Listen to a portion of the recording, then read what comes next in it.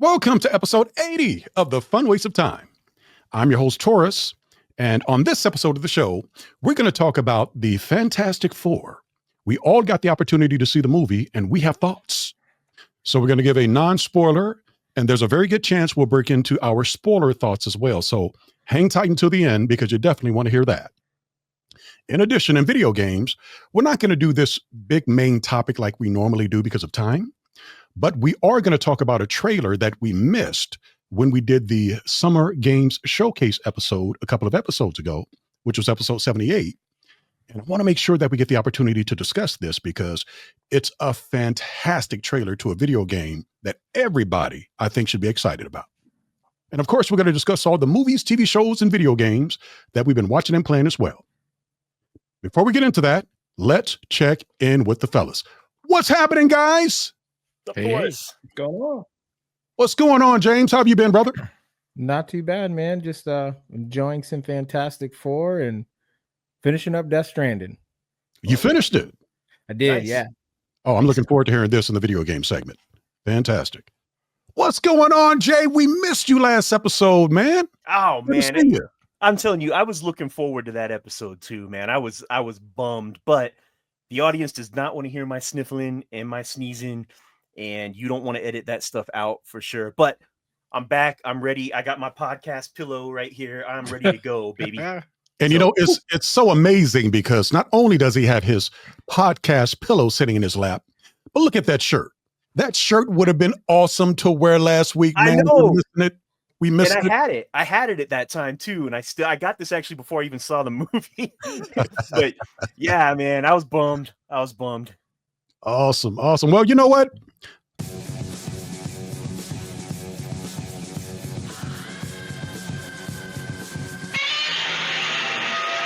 Jayzilla in the house. What's happening, Jayzilla? Yo. Oh yeah. Oh man. I'm looking forward to this show tonight. Things here have been good. Had a little bit of some health stuff. I've joined in the old people world, had a kidney stone, all those things. Oh. And if we ever do a medical show, I can tell you all about it. It's no fun. And tonight, though, it's going to be things that are only fun. So I got a bunch of stuff to talk about. That's right. And you know, it's so funny because Giles calls himself Gzilla, typically. Gzilla. But see, I can't give him that title because I'm such a big kaiju fan. True. Gzilla is my guy, man. That's Godzilla. So I'll give you his little cousin, Jayzilla. Okay. Right? So you will always be Jayzilla to me, Giles. All right. I'm good with that. I'm That good. okay? I'm fine. Yeah, I like it. What is happening, Anthony? How have you been? Doing good. I noticed we don't get other cool drops and nicknames. When's that happen? I'll tell you what, I'll call you Short Box. I don't like call you that. Short I Box. don't like that. I don't like that call. Nah, man. Hey, can I if he's riding, can I drive? Oh my gosh. Now see, that's the thing too. You can't make up your own nickname. Somebody has to give you your nickname. So for me, they're always teasing me about tucking my shirt to my pants. And I could be tuck shirt. You know what I mean? I'm okay with that. Tucker. Tuck. Tucker. We just cut Jason it would be short for muscles. Tuck. Jason is muscles. Muscle. James, what are we going to call James, guys? Oh. Come on, the beard? James. The beard. James is scary. I don't say anything. I don't The call best James beard in outside his name. podcasting? I like that. The best beard in podcasting. I think that's what it is. There you go. So Anthony, you've got no smart I quips? do actually. We've been I've just been hanging out with my wife and her brother and my best friend. We've been sciencing it up across town. So dropping science, that's about it. Okay. I think in the spirit of what we're going to be discussing today, I think we all have an idea of what that one is. Anybody Maybe a want to take a gander? Maybe a little. What is it, guys? Something fantastic. Very Fantastic. fantastic. Yeah. All right. I had to make it easy after the last few. Yeah, That's we like that. We like that because you watch a lot of eclectic stuff. We don't always Yeah. get the exact quips that you come up with sometimes. So making it easy for us is a good thing sometimes. We appreciate Yeah, I didn't that. want to drop the I know what you did last summer. Hint, 'cause I know you wouldn't have got that. Well, all right, guys. Well, let's not delay. Let's go ahead and get things Game started with video games. Video games. The Fun Waste of Time podcast. Pick up the controller. Video games. Video games. Video games. During our recent Summer Video Game Showcase episode, which was episode 78, we highlighted some of the more exciting announcements and first play gameplay trailers for previously announced games to come out of this year's Summer Game Showcase season. Now, there are about 13 games that we discussed, and some hit with the fellas a little harder than others, but they all looked good in one way or another, at least to me. Well, in all of the excitement and commotion of all the new games that we were seeing, one of them got left off the list and absolutely should have been added. And that's the new game from Owlcat Games, more known for their work on games in the RPG genre than first or third person action games, which is what this game we're going to discuss is. The game that I'm referring to is The Expanse: Osiris Reborn. And to say the game, based on the trailer, looks exciting is an understatement, because to me it looks freaking great. For those who are fans of the TV show The Expanse, it was a surprising and welcome announcement. For those who are just fan of good video games, the excitement comes from the fact that it looks as though it plays a lot like fan favorite and genre-defining action RPG Mass Effect. Now, the fellas had the opportunity to see the trailer, and we're going to get their thoughts on how they feel about what they saw. So my question for the fellas is, did you by chance watch the Expanse TV show and or play Mass Effect back in the day? Whether you did or you didn't, what are your thoughts on the game? And does it look like something you'd want to play? Let's start out with our brother that was missing on the last episode, Jason.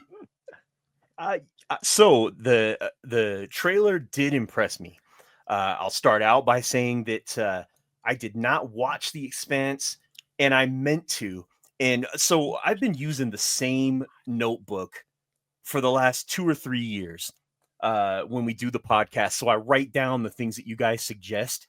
And I flipped through and I noticed The Expanse is on there several times because I remember you guys talking about it.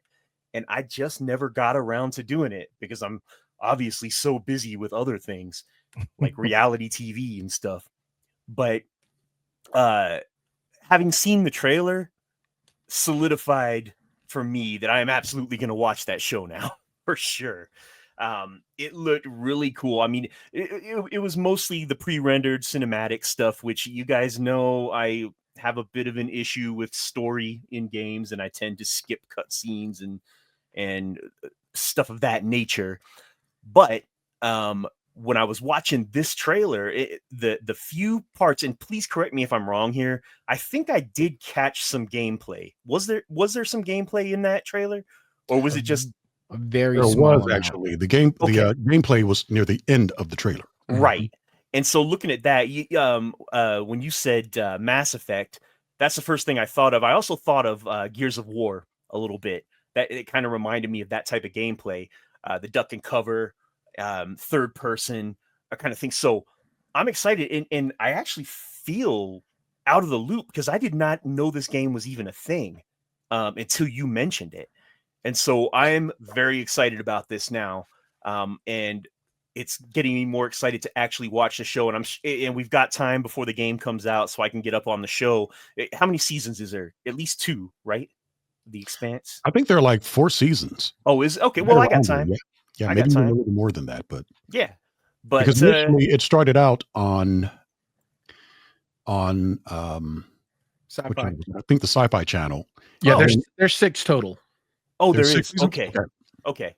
Well, I can handle that. So I'm excited about it, guys. I am just looking forward to hearing what you guys have to say. Let's go to Giles. What do you think, man?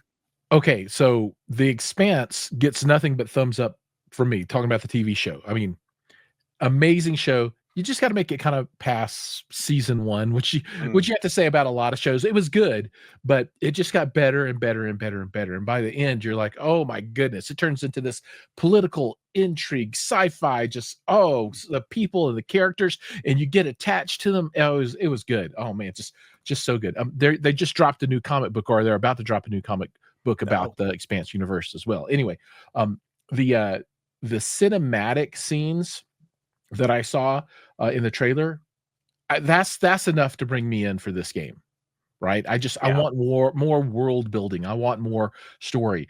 The gameplay for me will just be, I don't want to say superfluous, but I'm going to be the exact opposite of you on this one, Jason, and I'm going to live for these cutscenes and just the story. So I as a pedestrian kind of gamer, probably the most pedestrian out of this group of folks, I'm looking forward to checking this one out because I'm just a big fanboy. James, what about you? I thought the trailer looked really good. Gameplay, I need to see a little bit more. First, I'm not gonna lie, when they first showed the first scene at the end where they're just like walking through the city, I got real Anthem vibes. And then when it cut to the little bit more action heavy version, I was like, oh, okay, phew. Like, but when he first is like, it's like over the shoulder third person. I'm like, is this Anthem? And then I was like, no, it can't be. I'll wait to see a little bit more gameplay. My biggest thing is like, it's the world of Expanse was very expanded. I would really like to see what other things are in it besides combat. Is there shipbuilding? Is there, material gathering? Like, what other things are in the game? Like, if it's just an action shooter, like, I'll probably play it, but won't be really into it. But if there's a little bit more depth to it and like a little bit more RPG, then I probably would be a little bit more interested in giving it a shot. What about you, Anthony? Man, I hate being the only one on the squad. So as far as the show, I did not like it. It was like Babylon 5 to me. You can say there's 6 seasons, but I'm pretty sure there's 33 of them because I made it through 2 episodes in the first season and I just couldn't go on anymore. For the game, it just looks generic to me. I'll be honest with you. Nothing in this thing so far. As Jason always says, I reserve the right to change my opinion as we see more stuff on it. But at this point, unless it comes to Game Pass or it's marked down to $20 on some Black Friday, I'm going to wait. The ship designs, the costumes and stuff, the world itself looks kind of generic. I'm not going to lie. I played Mass Effect. It was okay, but I never played full price for Mass Effect. So I'm pretty sure I'm the only one that is feeling this way, but we'll go to Taurus to see what his thoughts are. Okay, so this game may not be for the majority of this crowd because what I'm seeing, I'm absolutely loving. This is actual gameplay that we're looking at here that they played near the end of the trailer. And it has a lot of Mass Effect vibes. I played Mass Effect 2 and 3. I didn't play 1, but 2 is one of my all-time favorite games, whether it's an action RPG, a shooter of any kind, because there were just so many fantastic elements to it. And this looks to be a spiritual successor to what we got in Mass Effect. Now, we won't know until the game actually comes out what we're going to be getting. But I got to say, as you never get a second chance to make a first impression. Yeah. They absolutely made a fantastic first impression with this game to me. I think the cinematic trailer was really good to see what the world building is going to be like and what they're going to be doing with it. And then later on in the trailer, as you can see here, they break into actually giving us gameplay. And the gameplay just looks freaking phenomenal to me. It's a third-person action game. That part, that's Anthem right there. It does look like Anthem right there. Why are they still using bullets? That's what I want to know. Bullets and fire? Hey man, bullets are universal. Why? Yeah, fire in space. It's a special kind of bullet that you can actually shoot out in space. Well, you would have had special kind of oxygen. I got You you. don't have to see the Special TV kind of show to oxygen. actually make sense of some of the things that you're seeing. I was a big fan of the TV show, to be honest with you. And here's the thing, Anthony, I know exactly where you're coming from when you say that you tried to watch a couple of episodes and couldn't get into it. Because for me, it was the exact same way with the first season. During the first season, it took me probably, I'll say 2 months, maybe 3, to get through the first season after it was already done, because they were setting up a lot of the world, they were setting up a lot of the story. So some episodes moved a little bit slower than others, but I always found each episode interesting enough to come back the next episode to see what was actually going to happen. So for that reason, I kept with it. And sure enough, by the time the season ended and then the seasons that followed, I was rewarded for my patience because the show was freaking phenomenal. And like I said, it started out on the Sci-Fi Channel. It's been a little while since I watched the show, so kind of have to think about that. But then they ended the season after about, say, 2 or 3 seasons on Sci-Fi, if I remember correctly. And then it moved over to Amazon Prime. Everybody was super happy that Amazon picked it up because they wanted the seasons to continue because of how fantastic it is. And you guys have heard me mention many times on this show, or a few times at least, that my 3 all-time favorite sci-fi TV shows are Star Trek: The Next Generation, Stargate SG-1, and Atlantis. And The Expanse is on that list too. Now, depending on the day, the order could be rearranged, but those 3 always stay on my list. So I'm absolutely looking forward to seeing The Expanse video game. Now, the reason I forgot it the last episode is, like I said earlier, there were so many games that we were looking at. This one just kind of slipped my mind. I don't know why. And then a friend of mine, a friend of the show, who's actually been on the show during home theater portions back in the day, he sent me a text and he said, "Hey, what about this one here, The Expanse?" And then I was like, "Oh my gosh, how can I forget about The Expanse? You're right." So I definitely had to make sure that we put it on the list to discuss it today. But I'm looking forward to when it's going to come out. There is no actual release for it just yet. I'm assuming maybe 2026, or maybe even a little bit longer, because I don't know how far along they are in this game. I've not really seen any interviews of any of the developers sharing information about where they are with it. But I want them to take their time because I want this to be a smash hit. I want the world building to be there to get folks into the world, just like folks were with Mass Effect. I want there to be a lot of RPG elements for folks to get involved with. And I want the shooting, the third-person action, to be really good too. So those that want a good sci-fi action shooter will be pulled toward this too. But looking forward to this one, guys. So anyway, we didn't want to take a whole lot of time in the video game segment.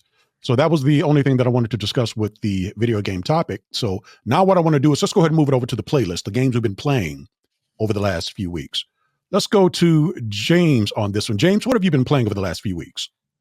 So since the last time we met, I did finish the main story in Death Stranding 2. I really, really enjoyed it.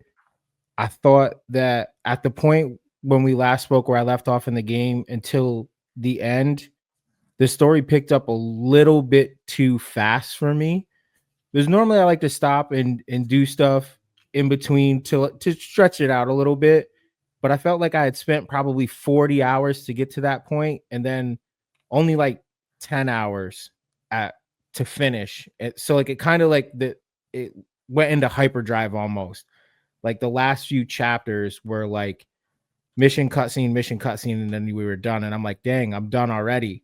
I probably still have to platinum it, probably another 30 hours or so. Just depending on how lost I just get in the game. With the strand-based games, I liked in the first one, like building stuff because I knew people were using it. And I did the same thing in this one. I kind of built as I went. And I really felt good that I did, because when I got to the last mission, you have to travel from one side of the map all the way to the other. And if you didn't build the roads, may God have mercy on you, because it would have been instead of it taking me an hour, it probably would have took me 3 to get from one part to another, just because I would have had to walk or run. So I'm really glad that I built as I went, and I'm going to continue building so people can use I'm almost to 1 million likes on items that I've built into the world. So I'm trying to hit that milestone too as well. Nice. The likes in the strand-based type games, the likes are based off things that you build in the world, whether it be roads, the monorail, different pieces of equipment, leaving your vehicles behind for people to use, signs to show different things and different paths traveled. So I'm definitely looking forward to hitting that 1 million marker for likes for things that I've done and contributed to the world.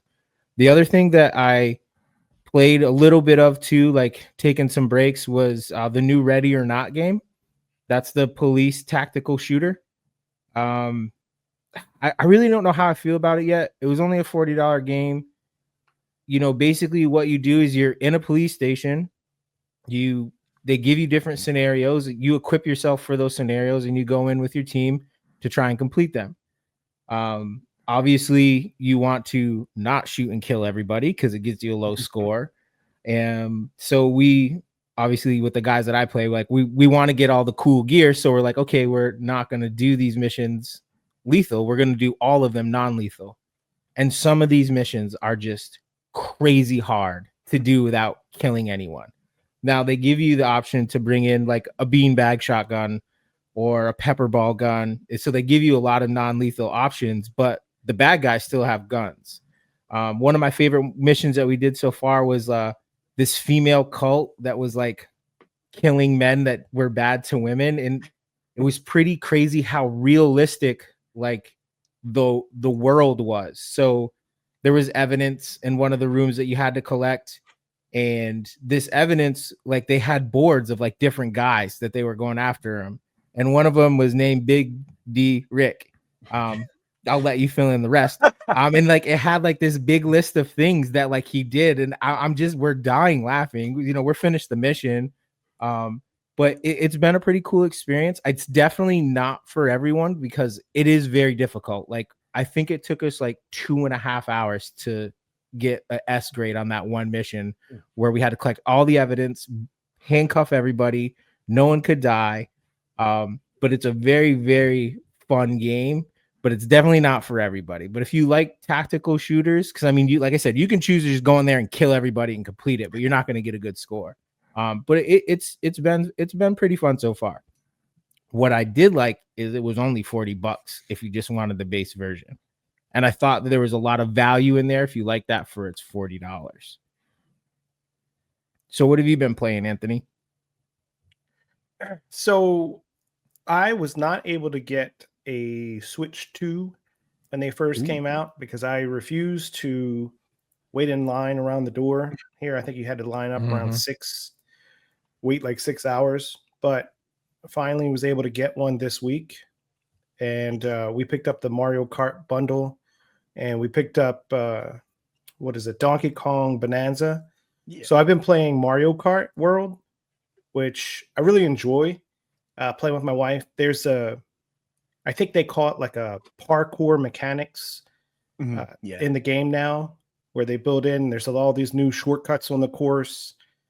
I love that they've incorporated a lot of the old theme songs. So if you've been playing any of the Mario or Donkey Kong games for a while, you'll recognize if you're paying attention to the music in the background. I've been playing mostly the Grand Prix mode, but they do have something they call knockout mode this year, where it's a continuous race rather than being a specific number of races on a circuit. You continually race through different areas, but every time you get to a checkpoint, it knocks the bottom 4 racers out. So depending on how good you are, and I'm still trying to get used to it because it is more challenging, I would say, at least for me in the beginning, because it seems like I'm not sure exactly what I'm doing wrong, but I'm not going as fast as I thought I was going to go. But it's a lot of fun. My wife and I play it all together because she's I got it the system mostly for her because she's a big Mario Kart fan. She loves all the Mario games and Donkey Kong games. So we love playing them together. The thing I like about it is I don't remember in the previous versions, like when you get items, I don't remember making as much of a difference as it does in this game, because there's literally times where she's been either she's been towards the back of the pack or I have, and then on one of the laps, we just collect the right items and we shoot right to the top of the pack, the front of the pack. So it keeps it really competitive, which I really like. It's a lot of fun. I like a lot of the designs. The new tracks that they use are amazing. I like the costumes and the unlockable character designs that you can get. So I'm only, like I said, we've only been playing it a few hours. I think I picked it up Tuesday or Wednesday of this week. So I haven't played it a lot yet, but it's been a lot of fun so far. Jason, what about you? Oh, not much, man. I'll be pretty brief in this segment. So I have actually gone back and started playing a lot of my my retro games. When your wife is cool enough to let you, have 2 entire rooms in your house dedicated to your video game collection, you might as well play these things once in a while. So yeah, I did. I ran through probably 30 different Sega Genesis games. I'm more into the Sega Genesis now than I ever was as a kid. There's just a lot of great games on there that I didn't even know about growing up. And so I've gone through quite a few of those. The only other thing of note, and I don't know why, I was just kind of bored one day and I realized that I had not switched my Series X on in probably 3 or 4 months. And I'm like, let's play something on the old Xbox. And so I re-downloaded, I don't know what came over me, man, but I re-downloaded Microsoft Flight Simulator. The word simulator should kind of turn any normal person off, but I don't know why I wanted to try it again. And I'm sorry, man, the game is very well made. It really is. The attention to detail is insane, but it's too realistic to be fun. Let's just put it that way. Even I'm sure Anthony remembers this. Even Lawn Mowing Simulator was a million times more fun. So it kind of a waste of 100 gigabytes, if I'm being honest here. So, doing flights in real time. I did a flight. I decided to go from Salt Lake City to Phoenix. That's about an hour and 15 minutes, but that's only if you're going the right speed. I think I was going like half the speed I was supposed to. The scenery, yeah, it's cool, but not cool enough for me to continue playing. So I uninstalled it again, man. I feel bad for spending $80 on it a couple years ago. It was worth a shot though. I actually remember playing Microsoft Flight Simulator back when it was like wireframe stuff on the old, oh geez, I had a Packard Bell computer with Microsoft Flight Simulator on it, but yeah, I won't be playing that one again. Hey Jason, I want you to rank these 3 games in order: Flight Simulator, Lawnmower Simulator, and then what's the one where you pressure wash stuff? Pressure wash simulator? Pressure washing simulator. I forgot about that. You played all 3 of those, right? I have. Yeah, Microsoft Flight Simulator is definitely going to be number 3. Power washing simulator will be 2, and lawn mowing simulator will be 1. Lawn mowing simulator, at least I put something like 12 hours into. So yeah. It's funny you say that about the Microsoft Flight Simulator, because my brother would completely disagree with you. Like he's got like, well, he plays it on his VR. Yes. So like when he's flipping the switches and stuff, like I'm like, what are you doing? He's like, oh, I'm playing my Flight Simulator, and he's got like a steering wheel and a. I'm like, where do you put all this stuff in your apartment? Like, I know, when people aren't around. And it always amazes me, but he loves that. I'm guessing he's playing on PC, right? Which has the power. Yeah. See, if you're playing on console, you're not going to be able to do VR. But that's just I can't afford a PC. Well, I could, but I just don't want to. I'm right there with you. I ain't doing that either. Yeah, but that's it for me, man. I wish I had something more exciting. I'm feeling kind of like a prude here, but yeah. What about you, Josh? You been playing anything? Man, I've been keeping it real old school. So word. I've been playing 2 games, and I just play them over and over and over. On my PC, it's all about Apex Legends. Oh yeah, yeah. I don't know why I keep playing, but I got like 800 trillion hours on that game. like 2 months of my life just playing Apex Legends. And then on my phone, because I'm always out and about, whenever I have 3 or 4 minutes, is Clash Royale. Oh yeah. right? So I just yeah. Anyway. So yeah, that's the extent of my gaming exposure for the last, I don't know, 3-4 weeks. Taurus, anything else on the gaming situation? Did we skip anybody? It was me. You were about to skip me. Don't skip me. Actually, truth be told, I've not been doing a lot of gaming over the last few weeks, to be honest with you. The one game that I have touched, and I played the demo on this, is what you guys are seeing right now. This game is called Blades of Fire, and it's a fantastically fun game. There are some combat elements that you actually have to take into consideration. You have to be aware of how you're swinging your sword and where the enemy's weak points are. And it's an action, third-person action. It's not an RPG. It's mostly straight action, but it's done fantastically well. It's made, Jason, by the same studio, Mercury Steam, that did the Castlevania Lords of Shadow games back in the day. Yeah. Okay, yeah. So it's got a very fantastic feel when it comes to the action that you actually play. And the world that you're experiencing is really intriguing and interesting. So it looks as if it will keep you coming back to playing. I've not bought the full game just yet, but I did like the demo enough to want to put it on my playlist so that when I do find a little more time to sit down and game, I'm absolutely going to go ahead and purchase this and play through it. I told you guys a couple of episodes ago that I bought Lies of P. I bought the whole Lies of P, the base game, and then I bought the DLC that came out for it just recently. And the reason I bought it on Steam, was because of the Steam summer sale. So it was basically on sale for about half off, or at least a third off. The base game was half off, but the DLC was regularly priced at $30. But they've added difficulty settings in that. So I want to go back and I want to play that with the difficulty at a pace that's good for me to get through it, because it is traditionally been a Souls-like game. So you have to really understand what you're doing and have patience as you're working through some of the bosses. But because they added these difficulty settings, you can pretty much get through the game at a much more calm pace, right? It's still going to take some tactics and some understanding and some strategic play to get through some of the bosses that you're going to fight, but it's not as challenging as it would be if you were to not have those difficulty settings. So for that reason, I'm really looking forward to going back and playing that one too. But for right now, Blades of Fire is pretty much it. Looks awesome. Oh man, it's so fun, man. If you get the opportunity, download it. I do believe it's on PlayStation as well. I think I played it on PlayStation. I did the demo there. I got it written down, man. Yeah, so check it out. And you played through Castlevania Lords of Shadows back in the day, didn't you, Jason? I played all the way through the first one. I beat the first one. The second one I gave up after like probably this first or second level. Yeah, I just couldn't get into it as much. Gotcha. They say that the second one was better than the first because they actually fixed some of the issues that the first one had. Right, and it did have issues. Yeah, it actually did. I did enjoy it too. I didn't play the whole thing, but I played about a third of it and did enjoy it quite a bit that I did play.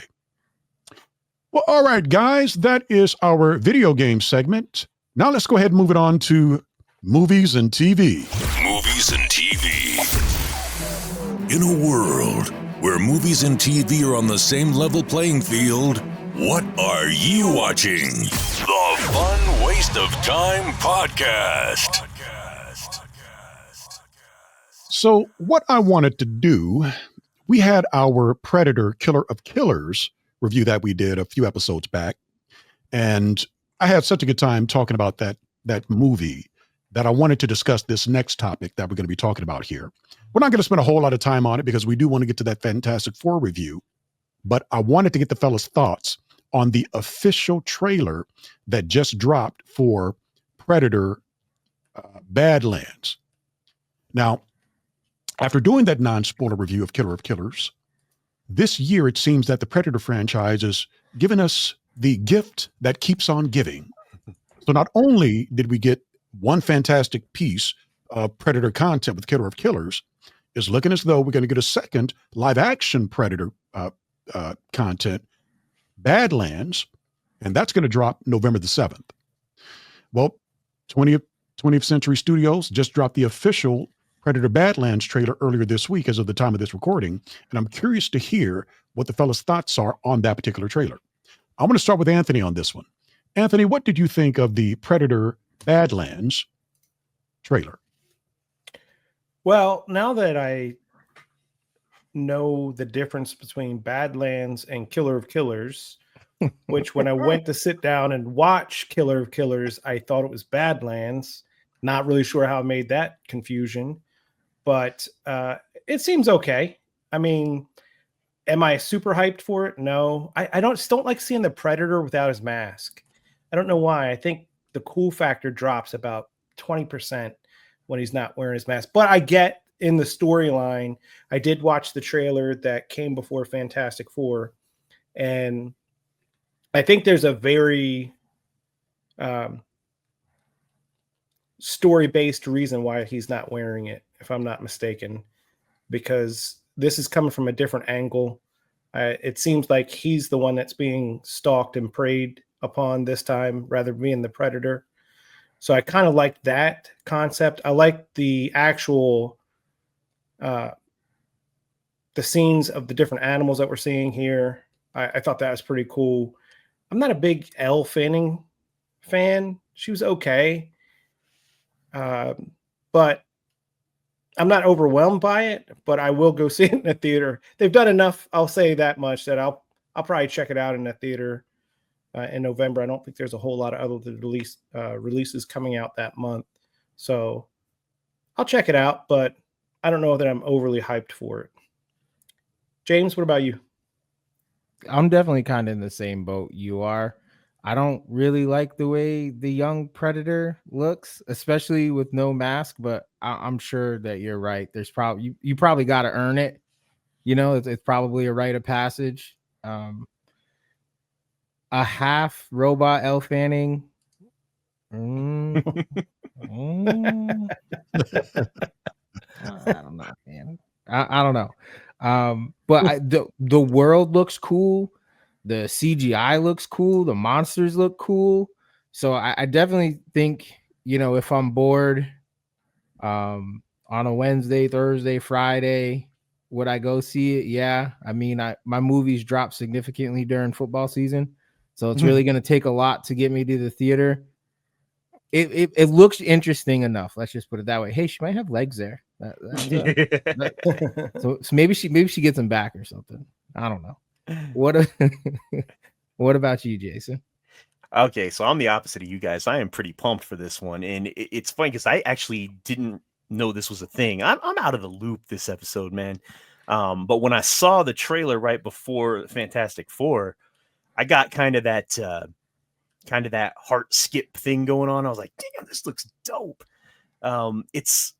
I think something about going a little deeper into the character. The predators, the species is called the Yautja, and their adolescents they call young bloods. And this is all stuff from like the comics and some of the video games and stuff. And I think it's kind of cool. And James is correct about earning that mask. The young bloods have to go through a series of trials on different, on various planets with prey that is worthy for them to do this rite of passage. I've only ever seen those types of things like in video games and some of the comics that flesh out the lore a little bit. To see it on the big screen is exciting to me. I also liked seeing the Yautja Youngblood talking right there. I thought that was really cool because you don't think of something with mandibles being able to talk like that. And I don't know, something about it just hit me the right way. They're all the different predator tech that they're using. I don't know, man. I'm kind of rambling here, but I'm excited about it. I was actually kind of surprised to hear that James and Anthony weren't.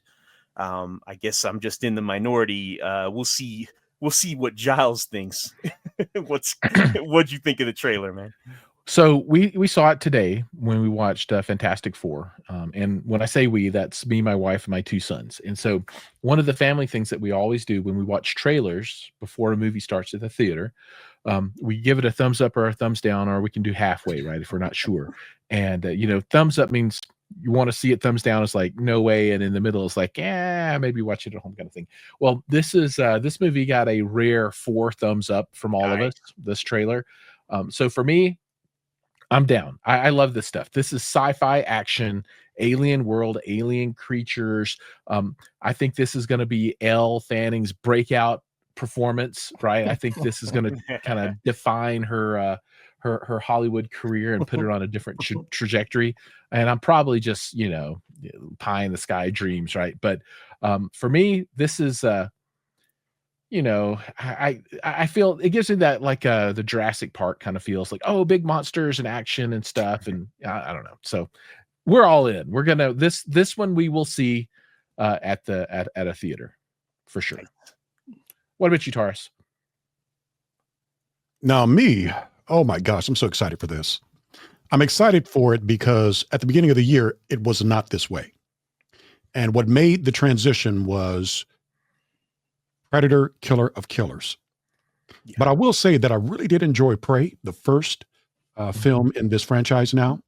And I got to give the director, Dan Trachtenberg, credit for getting folks excited about this franchise. I think for the first time ever, because people liked Predator back in the day, but there really was no lore and world building around it like they've done with the last 2 movies that have come out within the Predator franchise, Prey and Predator, Killer of Killers.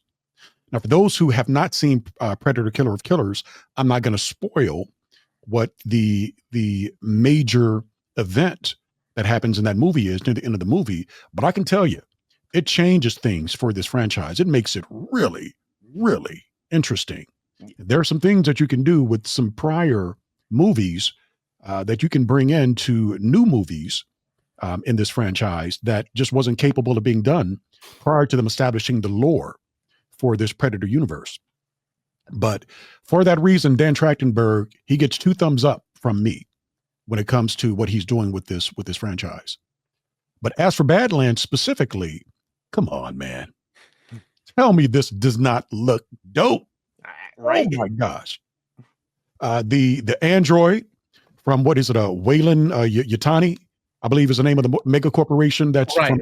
That's all Blade Runner connection. Oh, I think that's aliens. Oh, I was gonna say, wait a minute. Aliens. It's exciting. It really is, man. It really, really is. The 2 franchises and properties coming together. They're both owned by 20th Century, so Disney, I should say.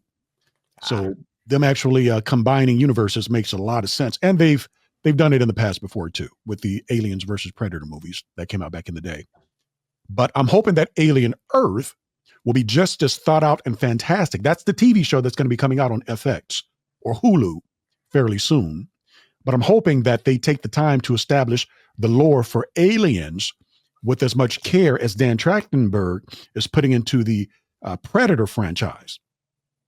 And as for the Predator taking off his mask, I'm happy to see that.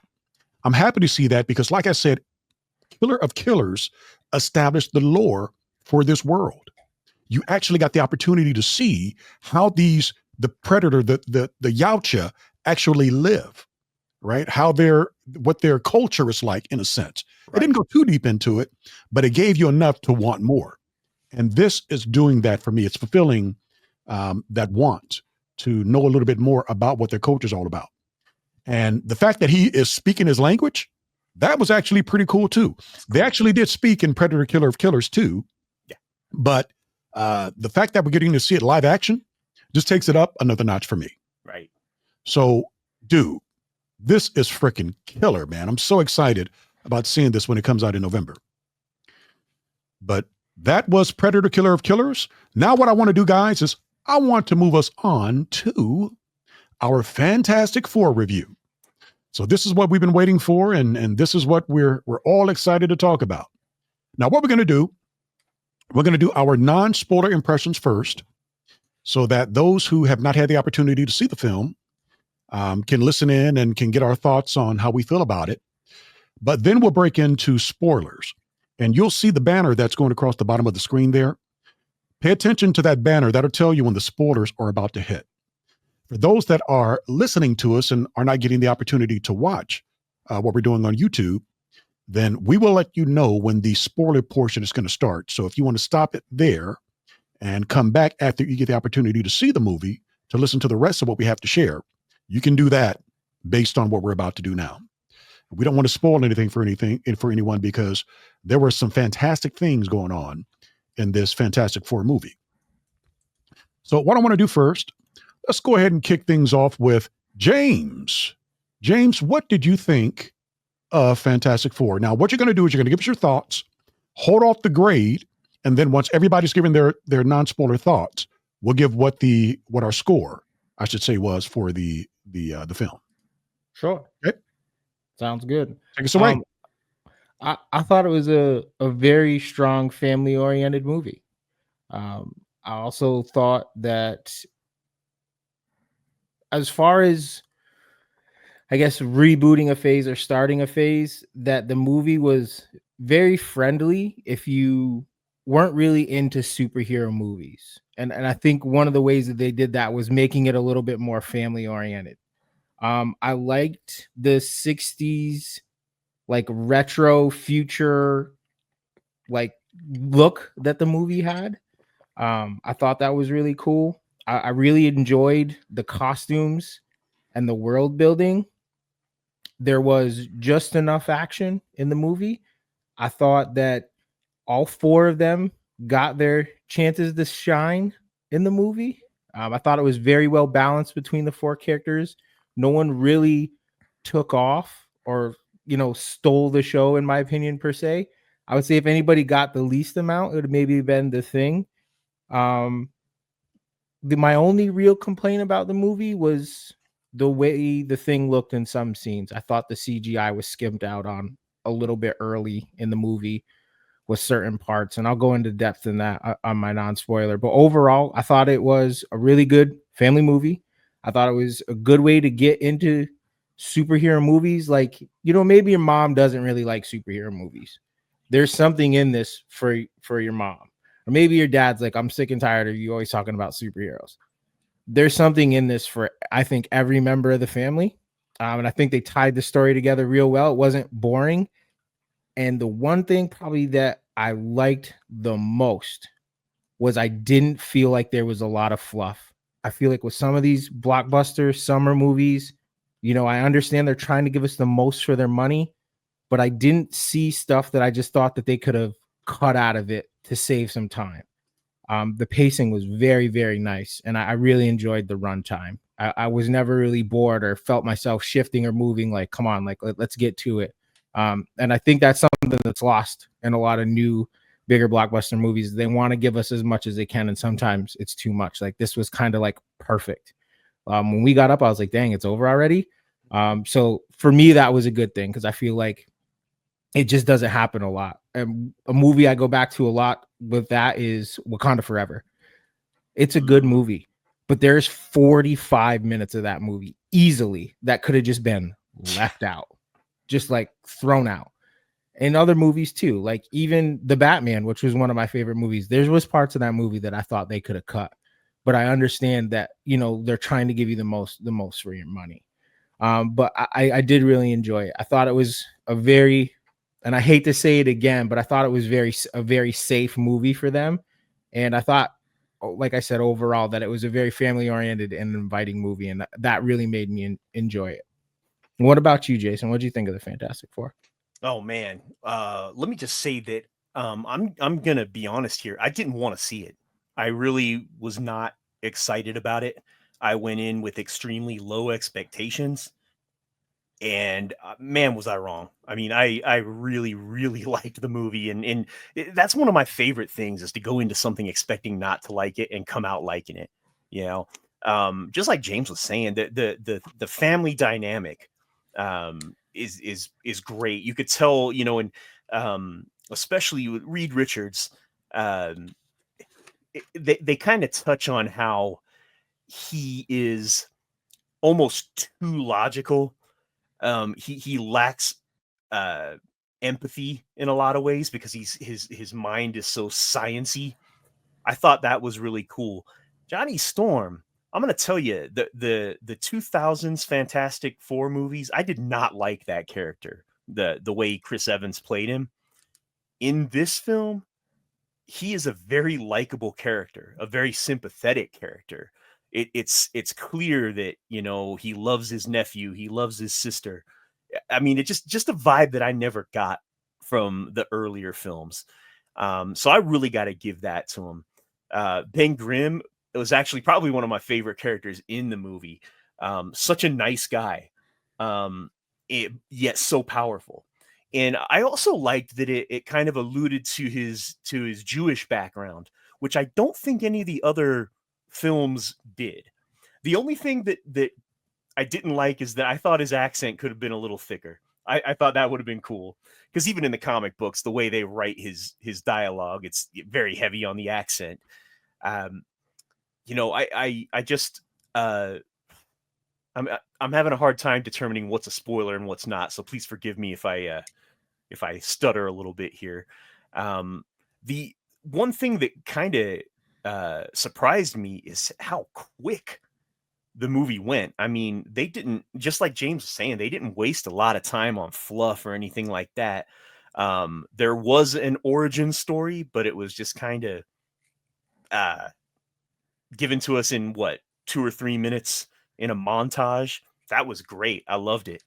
The last thing I'll talk about is exactly what James talked about, is the aesthetic, the retro future technology, the CRT monitors everywhere. God, I love that.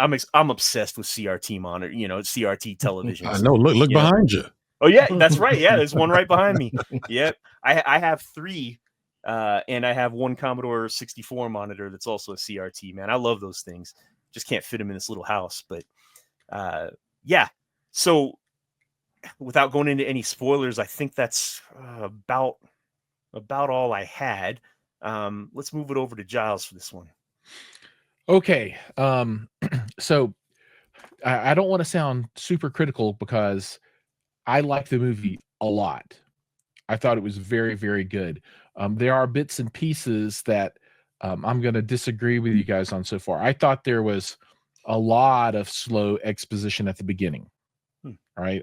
For me, the first half hour of the movie, maybe it wasn't half hour and it felt like half hour. It was a little plotting. And maybe that's because I just wanted really to get to the kind of the guts of the movie and see what was going on, rather than less. And it's hard not to spoil right now, rather than going through all the world building that they needed to go through for reasons that we'll talk about during the spoiler section. The movie was light, right? It wasn't like hardcore, epic, crazy kind of, oh my gosh, it's not an Endgame kind of thing, right? Which is fine, right? It was a very good movie. It was fun to watch. We all enjoyed it very much. I question some of the plot stuff, but I think that probably has to do with the world this was set in and that kind of stuff. And we'll talk more about that during spoiler section. But I would say for comic book folks, I think they might take issue with a few things, but all in all, a solid watch, absolutely worth it. Is Marvel back? I say this takes them a step forward rather than a step back. Right. That's where I'll leave that at. What about you, Anthony? So I will say I loved it. I think that the thing that surprised me about it as much was the storyline, the relationships. When you strip away the action and you strip away some of the other elements of it being, as James and I think Jason kind of alluded to in what they were saying, if you take away some of the comic book elements, you still had a really sweet story about a family at the center. And that's exactly what the Fantastic Four is. I've been a huge fan since I was a kid. I jumped back on, I stopped for a while and then jumped back on when Mark Waid did his run and Jonathan Hickman did his run, and been hooked ever since. But Matt Shakman took the retro concept. That was a I remember back in the 90s when they were talking about doing the first Fantastic Four movie, and it was being pitched as the idea or concept at the time was, think of the Beatles and Hard Day's Night, where they're celebrities already. So a lot of the original ideas that was supposed to be in the original Fantastic Four 90s Fox version actually finally came to light in this one. And I think it just worked. The way they handled it was excellent. You know, I do still love Chris Evans, Johnny Storm. Yeah. I mean, he's a jerk. He's not, I don't know. It's just something about Chris Evans, because that's a gift of his. He can take a character you're not supposed to like and kind of make him somewhat endearing. But I do prefer this version. This version, I think, is a little bit more aligned with at least the modern runs of the Fantastic Four.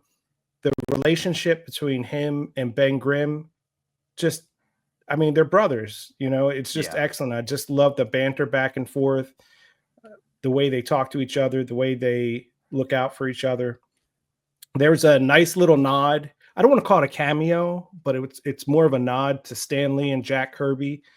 If you're not paying attention, you might kind of miss it, but I did. Yeah. There are two guys that are working in a studio, and if you take an early picture of Stan Lee and Jack Kirby and you look at the actors that are in the window, I am convinced that that is who that's supposed to be. That is their cameo in this movie.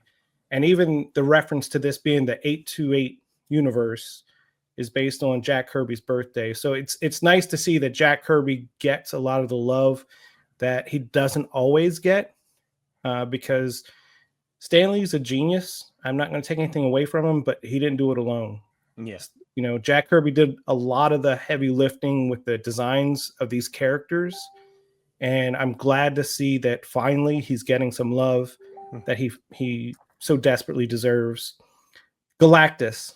I mean, come on. I never thought I would ever see Galactus in a movie, and it was done well. Had I would have preferred Javier Bardem doing the voice of it. I know they were talking to him at some stage, but you know, I have no complaints with Game of Thrones guys. I can't remember his name. Ralph Ineson. Thank Ralph you. Ineson. His voice, second to only our own Taurus Baker as far as coolness. So if I can't have Taurus Baker doing the voice of Galactus, I'm pretty happy with who they chose.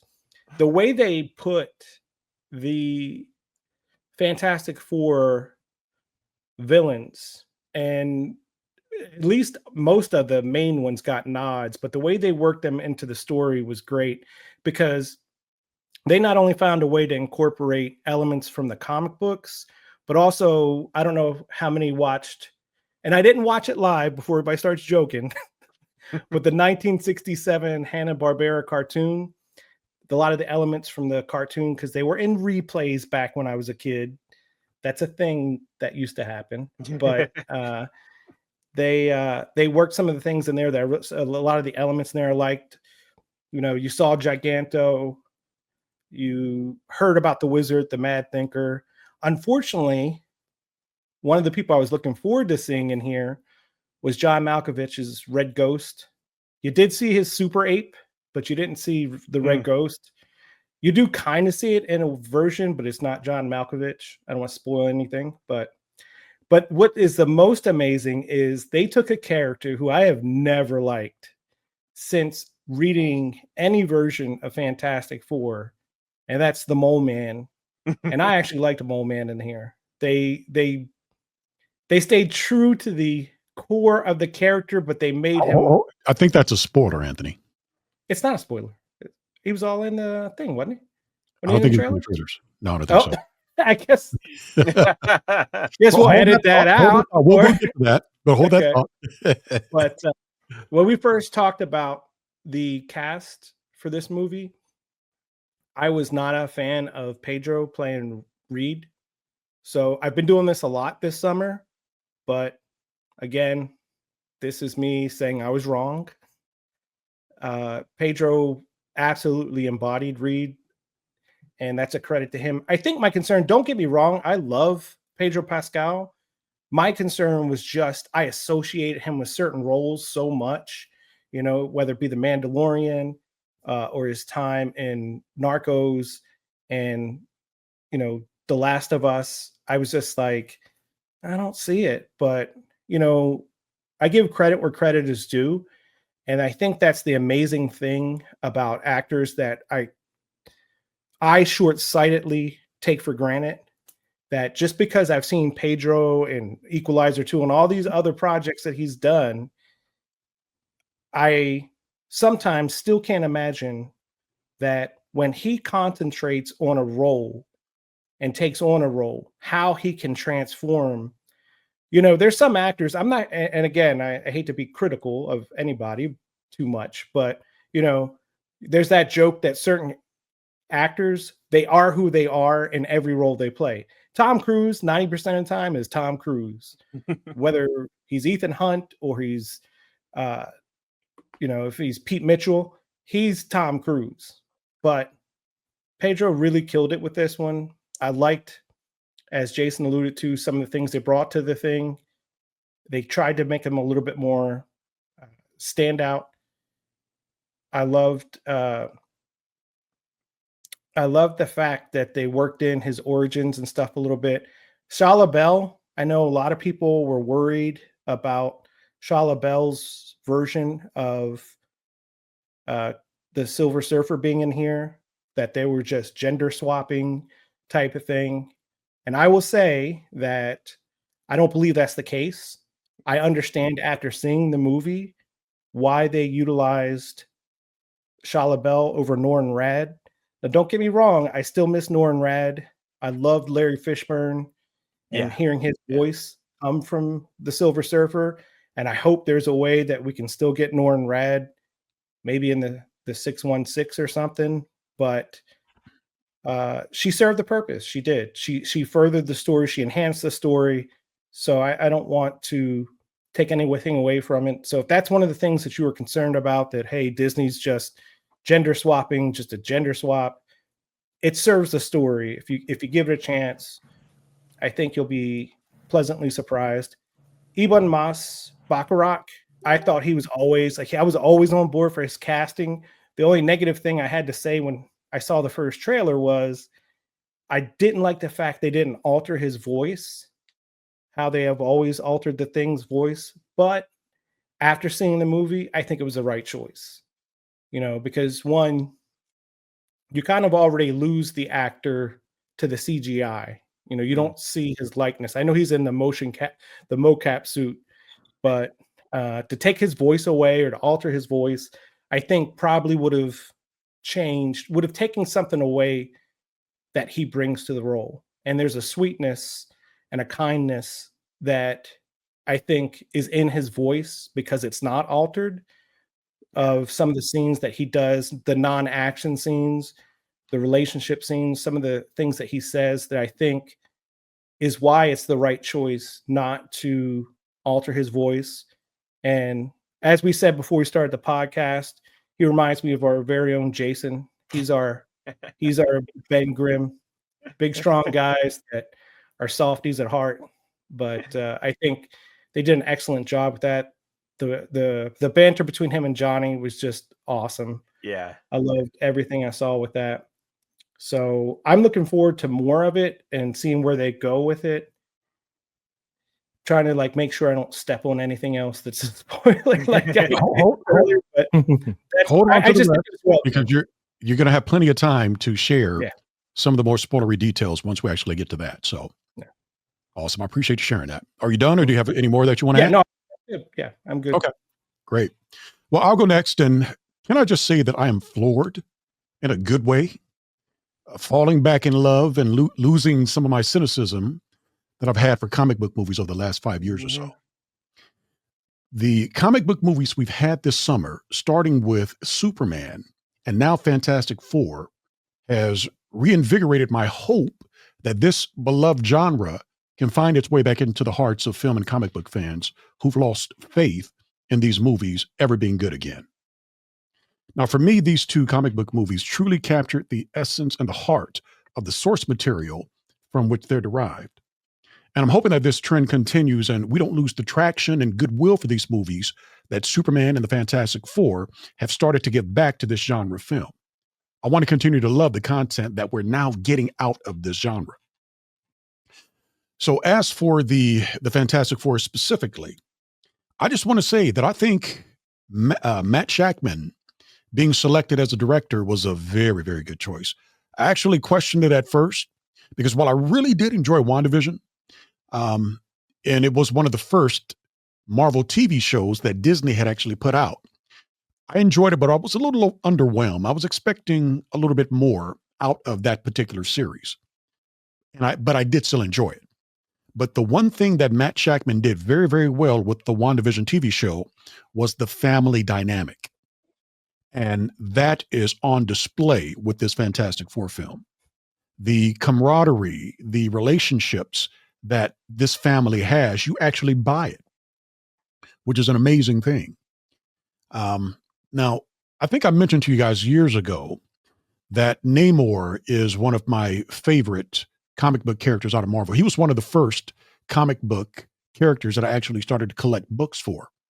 But the reason I actually started to collect books for him is because he wasn't the first comic book that I actually ever collected.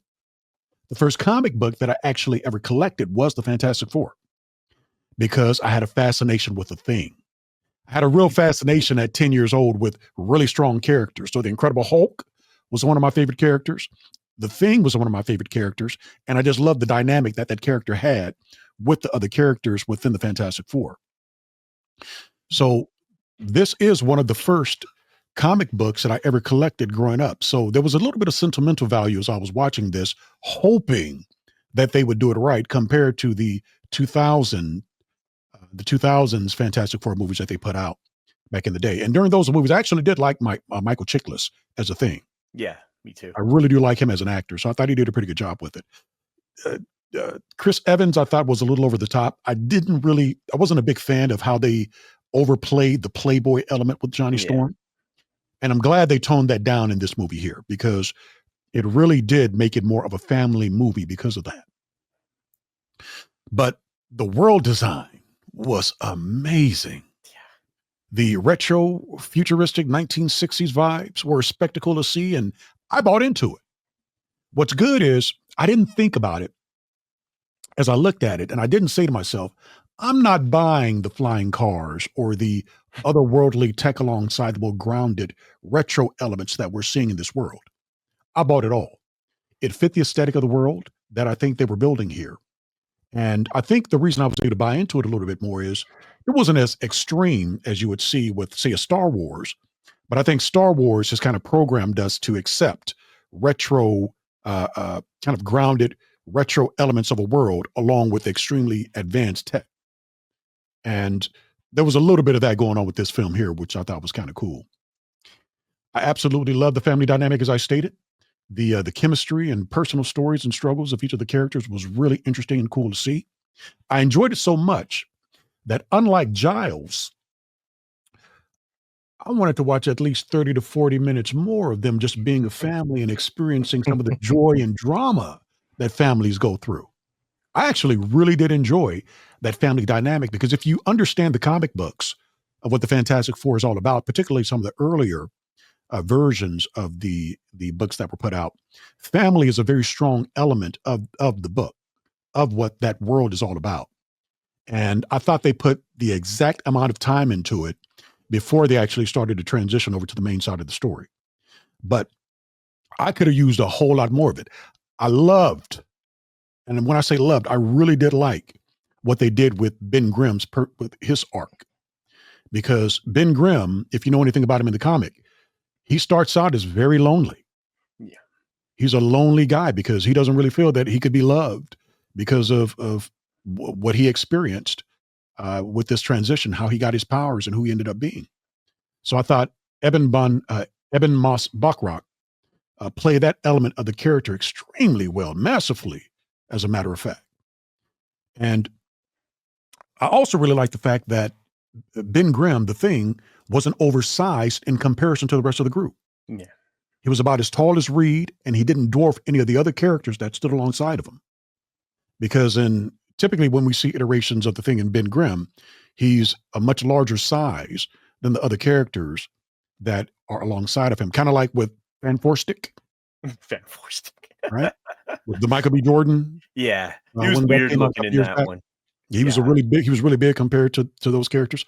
Even Michael Chiklis his suit was much larger than some of the characters, the other Fantastic Four characters in the movie. So this particular Ben Grimm was toned down. He fit the rest of the team, and he didn't stand out any more than they did, which I thought was fantastic.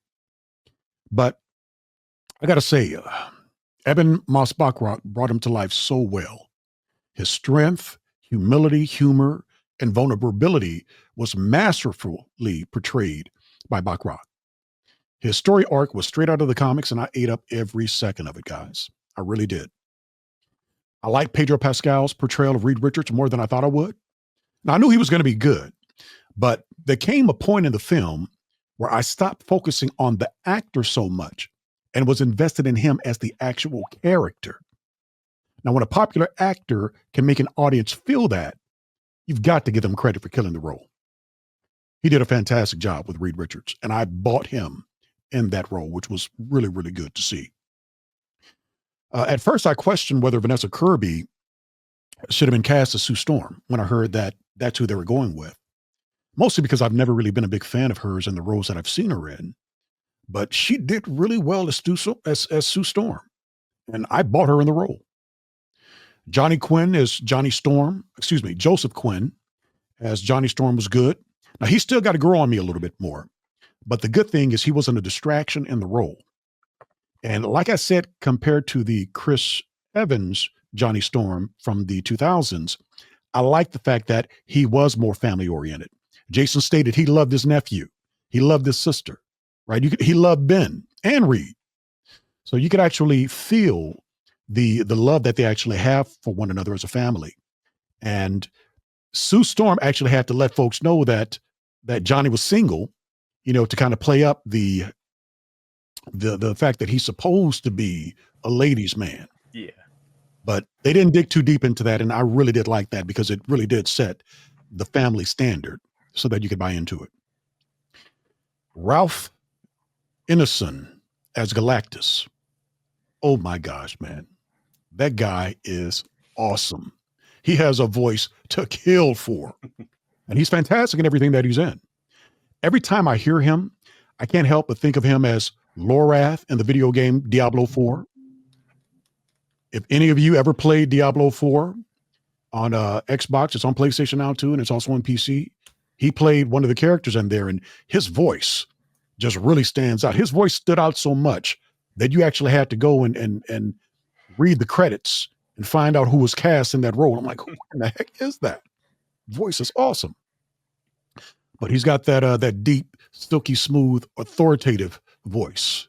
So it was actually really cool to hear him playing Galactus. And for the home theater folks out there, if you've got a capable home theater, the bass in this film is going to rock in your home theaters throughout the movie. I agree.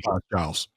Man, I watched in Dolby, and they had the seats moving a lot. So yeah, man, there were scenes, and quite a few of them actually, when I thought to myself, I cannot wait to get this home to hear and watch this the way that only my theater can. Because even with when Ralph Ineson as Galactus was speaking, man, the tone of his voice and the bass in his voice, you could actually feel that coming from the floor of the seats in the theater that I was in. That's how much tactile feel they actually gave to Galactus's voice in this movie. That's not a spoiler. We're not talking about anything that Galactus did or said, but the way they actually make Galactus sound, there's a lot of tactile feel in the bass region in the film. And then there's a lot of explosions and action going on. And if Disney actually does this mix right, like they did in the actual theatrical release, the home release could potentially be referenced with a lot of really good demo scenes that you could show off because the bass was just that good. And the Atmos overhead effects, I think, will impress too, because there were a lot of scenes and segments in the film where there were quite a few overhead objects that were whizzing around, like Johnny, the Human Torch, and the Silver Surfer flying around above you and jumping from speaker to speaker. So, like I said, for that reason, I can't wait to get this thing at home. I'm going to watch it once. I've already seen it once. Now I'm going to wait and watch it the way that I think only my theater can display it. But those were my non-spoilery thoughts of the Fantastic Four, Marvel's the Fantastic Four, I think we should say. And let's go ahead and get to our scores. Let's start with Jason on this one. Jason, what would you give as a score from 1 to 10 for the Fantastic Four? Oh, solid 8. I mean, for me to go in and not expect to like it and like it as much as I did, I can't give it any less than that. Maybe on a second viewing, I'll change my mind, but I don't think I'll change my mind downward. I think it'll probably go up. Yeah, so solid 8 for me, man. What about you, Anthony? Well, I'll give it a 9. I give it on par with Superman. And because it just, as Taurus alluded to, gave me the same type feels. And I hope that this really demonstrates that if you stick to the source material, you don't have to do anything crazy, that you can make a successful movie. How about James? I think I gave Superman an 8, and I'll give this an 8 as well. I'm right in line with you, Anthony. You gave Superman a 7.5. Okay, well then I'll give this a 7.5 too, because it wasn't better than Superman for me. But I really like the family dynamic. I thought that they did a really good job. I thought it can be a movie kind of for everybody. It's a good soft entry. Like I said, if you didn't really like superhero movies or your parents didn't really like superhero movies, there's enough going on with each of the characters that I feel like you could find one to latch to and like and relate to in the story. And that has gotten lost in a lot of the superhero stuff, is the relatability. And there like I said, there is a little bit of something for every member of the family in this. So, if you're looking to do something and it's like, oh, Johnny always wants to go and watch superhero movies, that's what he always picks. This could put your family back on track and maybe, introduce them to even superhero movies for the first time. So yeah, 7.5. If that's what I gave Superman, then I'll give that, because it wasn't better than Superman for me, and I was kind of surprised that it wasn't. What about you, Josh? All right. So for me, and I'm going to go through my family as well, because it kind of gives you a interesting point of view. I gave this one an 8. And if you remember, I believe I gave Superman a 7. This was better for me than Superman. I enjoyed it. I think that is likely just due to my personal preferences and characters and that kind of thing, because both the movies were great. But I gave this one 8. I couldn't give it more because it didn't have enough of an epic feel to me. But I think we're going to see that in Doomsday and then Secret Wars, because I looked at the cast there and those look crazy. The rest of my family, they all ranked it higher than Superman as well.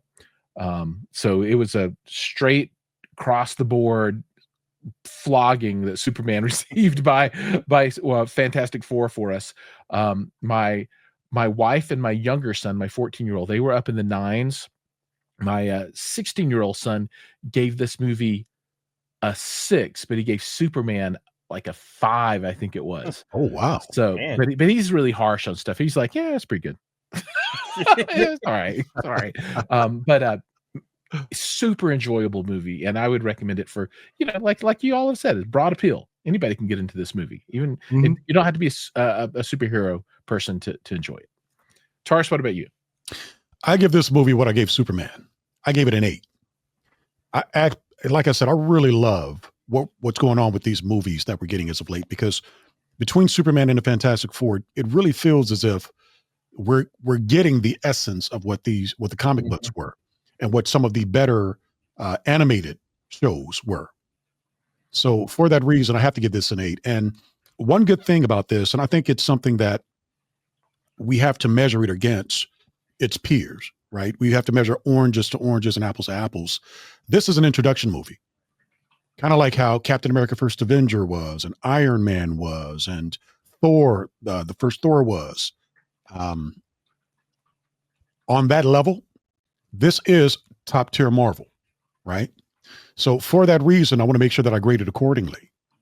But I'm really looking forward to see what the future of this franchise is going to be and how better it potentially can get. Can Matt Shackman do what the Russo brothers did with the Captain America franchise, where it went from 1 being decent to 2 being phenomenal? Captain America: The Winter Soldier, and 3, Captain America: Civil War, epic classics in the pantheon of superhero movies. I don't know if Matt Shackman can do it, but I'm really hoping that he can. But as a first foray, as an introduction to the Fantastic Four, I'm so glad that Disney Marvel got the opportunity to give us how they feel these characters should be displayed on screen. And they did a phenomenal job with it. So those are our scores, guys. That was our non-spoiler review of the Fantastic Four. Now what we're going to do is we're going to get into a little more spoilery details. We're not going to take a whole lot of time with what we're going to be talking about because we expressed a lot of it during the non-spoiler review, but we are going to share some of those things that I think stood out to us that maybe we wanted to dig into just a tad more. So we're going to start with Anthony on this one. Anthony, share some spoilery details. I don't think I have any spoilery details, Taurus. I don't think I've dropped any spoiler details yet. I apologize. I did not realize. I thought everybody knew that guy was going to be the Mole Man. I am severely mistaken. I apologize. But I loved how they worked his character in there. He not only serviced the story, but he made a very unlikable character to me likable. They worked in, I'm sure you saw when they had a lot of the press conferences and stuff, they worked in the Future Foundation, which for those who have read the comic books know the Future Foundation is what the Fantastic Four become after Johnny's death in the Jonathan Hickman run, where they wear the white suits and Peter Parker fills in for a while. So I'm sure they're not going to go in that direction, but I like the fact that this is one of the rare times I think it makes sense to repurpose it.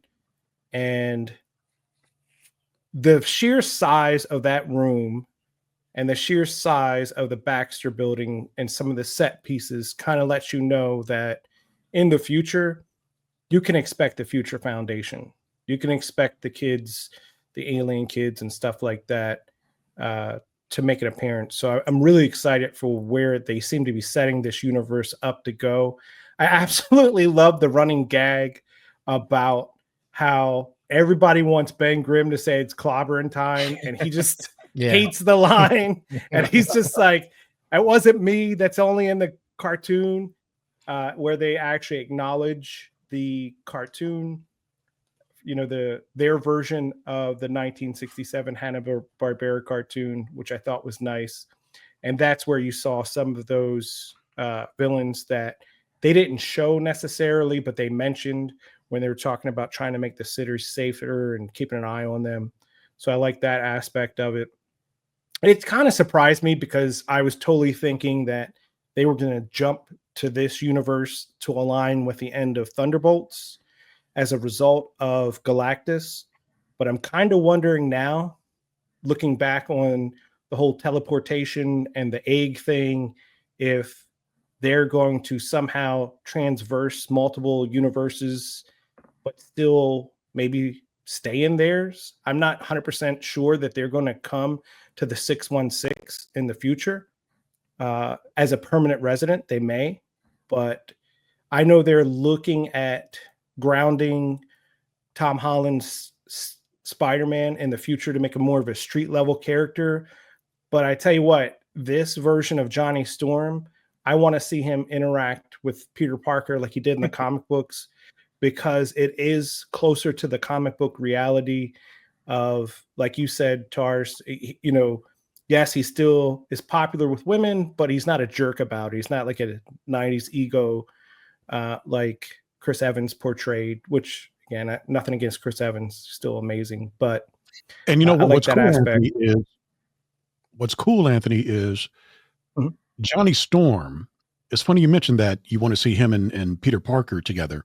They feel about the Mhm. same age now, right? Yeah. With where Spider-Man, the most recent Spider-Man, No Way Home, where it left off, him and Johnny Storm feel like they're about the same age. That would be cool to see. Yeah.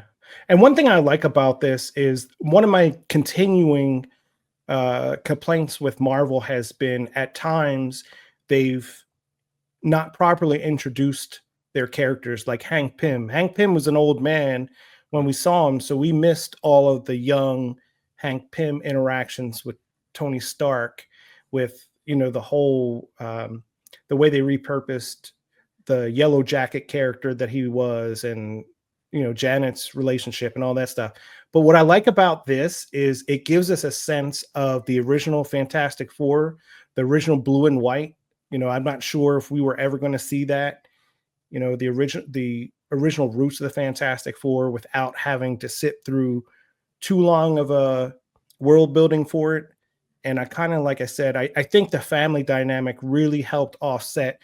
When you're talking about a world eater and an entire planet disappearing and society, what I thought struck me was the scenes where they're 100% honest and Reed comes back and he talks about Galactus asking for too high a price, and that being obviously Franklin. The movie could have went in a really dark direction, because now you're talking about we're end of the world, end of days type stuff, sacrificing a baby, all these, they're kind of dark tones. But I think what brings it back for me anyway, and keeps it from getting too dark to like a Josh Trank type of Fantastic Four darkness, is that balance with the family and the interaction of the family and how they're looking out for each other and how they're taking care of each other. And even like you said, Tars, I know you had some doubts about Vanessa Kirby. I was kind of on the fence. I've seen her before. I kind of liked her, but wasn't sure.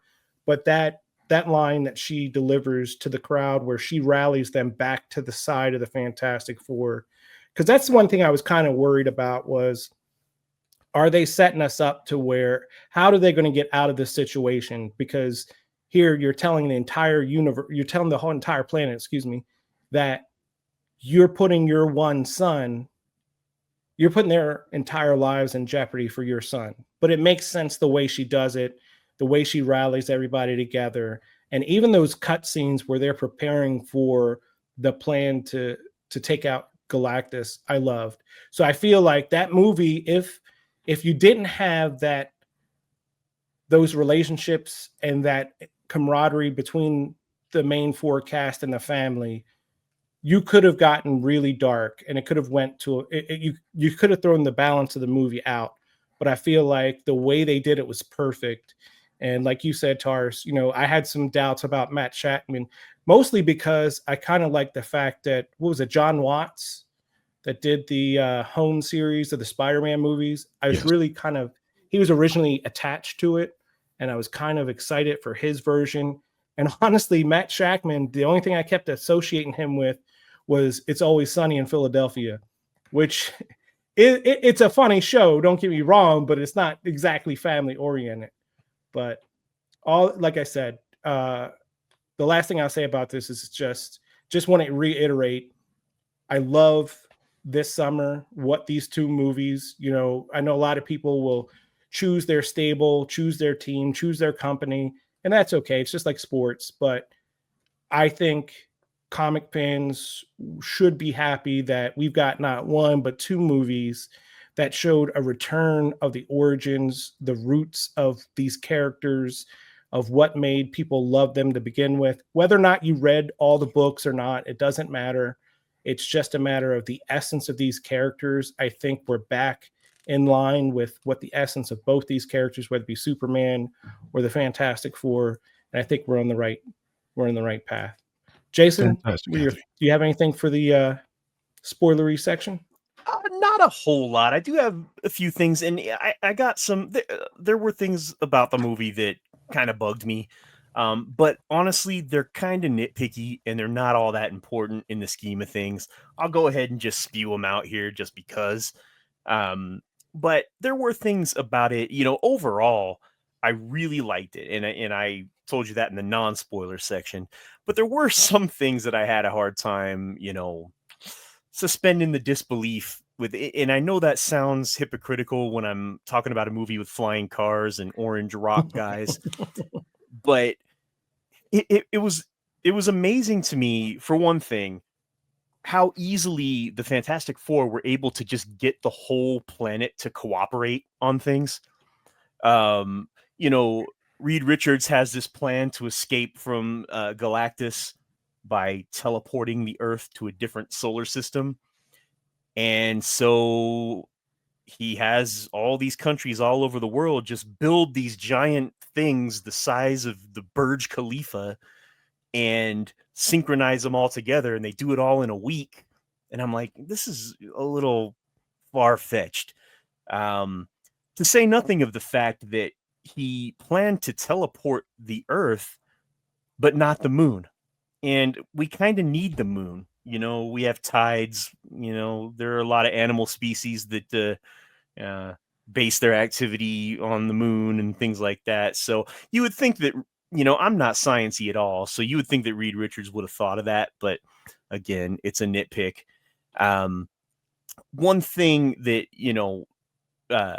also got to me is like, everybody turn off your lights at the same time so we can conserve some energy, so we can run these big machines to teleport the Earth.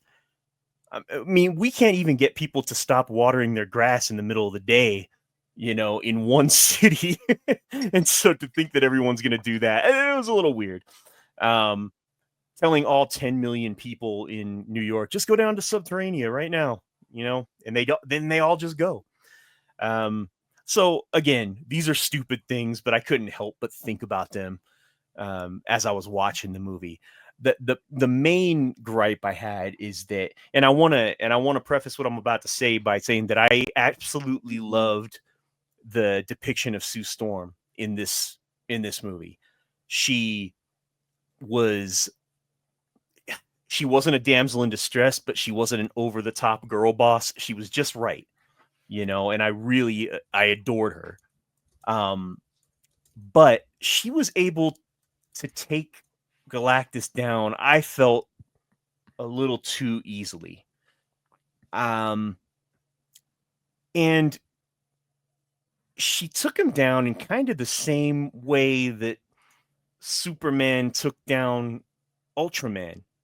It's a whole summer of throwing bad guys into singularities and stuff. It just seems like obviously they had to figure out a way to stop this unstoppable being. I just thought that maybe, the writers out there in Hollywood who are very smart could have come up with something a little bit better than that. Other than that, though, I mean, I don't really have a whole lot as far as negative. And I don't know what you guys think, but I don't feel that that's all that negative. It's just kind of, like I said before, nitpicky. So You're no Ben Grimm now. That was way too negative. Oh man, I'm sorry. No, I'm just kidding. I'm kidding. I just ruined the show, man. I'm kidding. But yeah, I don't want to be the only negative guy. And that I have a habit of doing that. So I'm just going to say again, I love the movie. All right. It's just the whole getting the world to cooperate thing was just a little over the top to me. All right. All right. James, what about you, man? I mostly for me, I'm not a huge comic book guy, so I don't really know all of what's going on. I mostly just have questions, really, more than anything. So, and I don't care if anyone knows the answer to this, but do you guys think that Reed Richards can pretty much take up Tony Stark's mantle as we expand this universe? Yeah. I got that the feeling that he would be more than capable. I just don't know how his, I guess, dynamic would be with Doctor Strange. That I'm kind of interested in seeing if they're gonna cross paths at any point in any of these multi-character movies. My only complaint was just the CGI in Ben, and then just in the one scene where he's in the street and he's talking to the teacher. Maybe it was my eyes, but I felt like his size and shape changed like 4 different times as they cut back and forth in that scene, and it was just a little awkward to me. But again, like with the amount of money that they probably had to spend on CGI, like I get it, or maybe just somebody didn't edit it or cut it right, but it just during that scene I was like, what the hell are they doing with him? Like his shape to me just looked like it changed. Like there was a couple scenes where his midsection were as wide as his shoulders, and then in others they weren't, and it just was shaped weird at a certain Anthony, point. what were we watching? I didn't notice that at all. Did you? Well, I didn't, but I think I know what he's mentioning, because the thing is, I know that James doesn't like, because I get it. The things look is in line with his original design.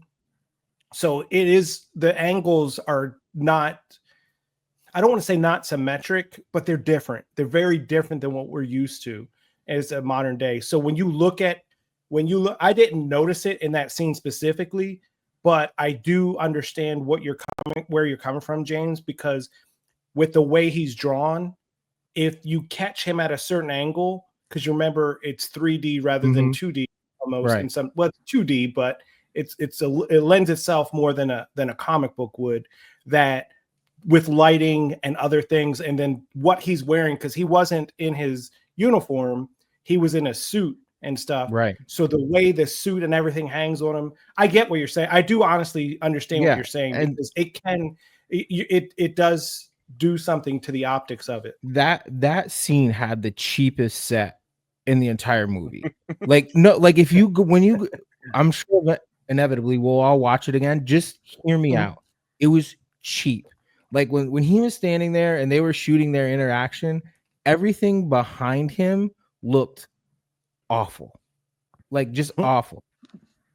And it threw me off. I'm like, it looked so out of place from what we had seen up to that point. And then even after it, I didn't really see it again after. But just that scene, I don't know if like that's the scene they shot to sell the movie, or the company, or it just was really misplaced for me.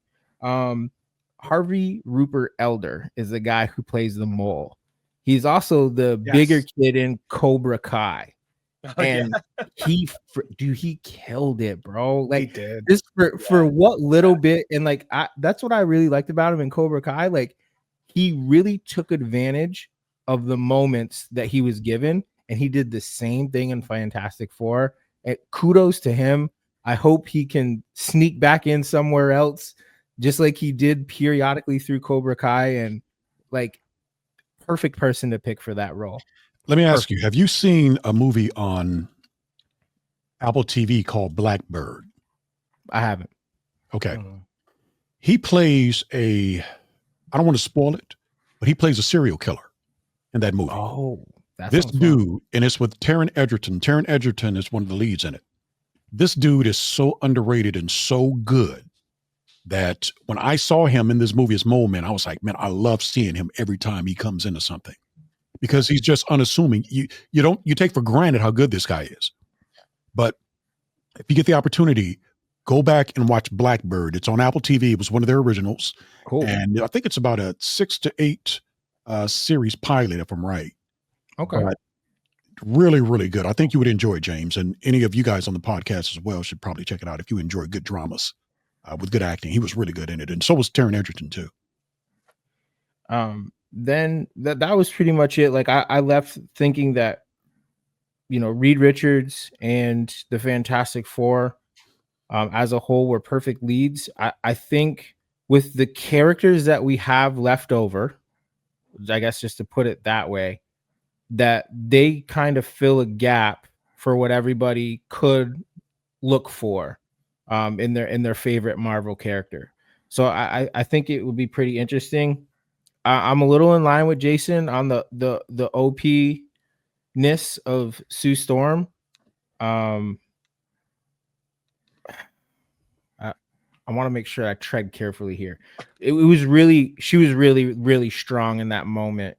And like, I don't want to take anything away from the character, but from what I can think of Galactus, him being pushed to another dimension by a singular character, to me, Yeah. it reminds me like of Anthony, when Anthony always says all the time that Marvel just throws characters away. Now, while he's not dead, like it's nothing definitive, Right. for her to be able to just push him back like that, I kind of felt like they were lessening that character to Right. strengthen a hero. And I Well, didn't. Go ahead. I will say that Sue Storm has never been properly portrayed. Her power level in movies, she A-tier. is. S-tier. Don't sleep on her. Tier. She's top tier. So I don't think necessarily it is downgrading. And remember what happens to her as a result of what she did. It basically ended her. So if it wasn't for Franklin, she would have been done. It took everything she had just to push him. And remember, all she did, and Ben helped with the buildings and stuff. Mhm. So I don't think she did it alone. Right. And spatially, we don't know. At least I couldn't tell how far that really is. It's kind of like when Jason was talking about earlier, not to skip back and forth, but about the world coming together in a week. The one thing about this movie is you don't know what kind of timeline they're on, how long we were in this universe.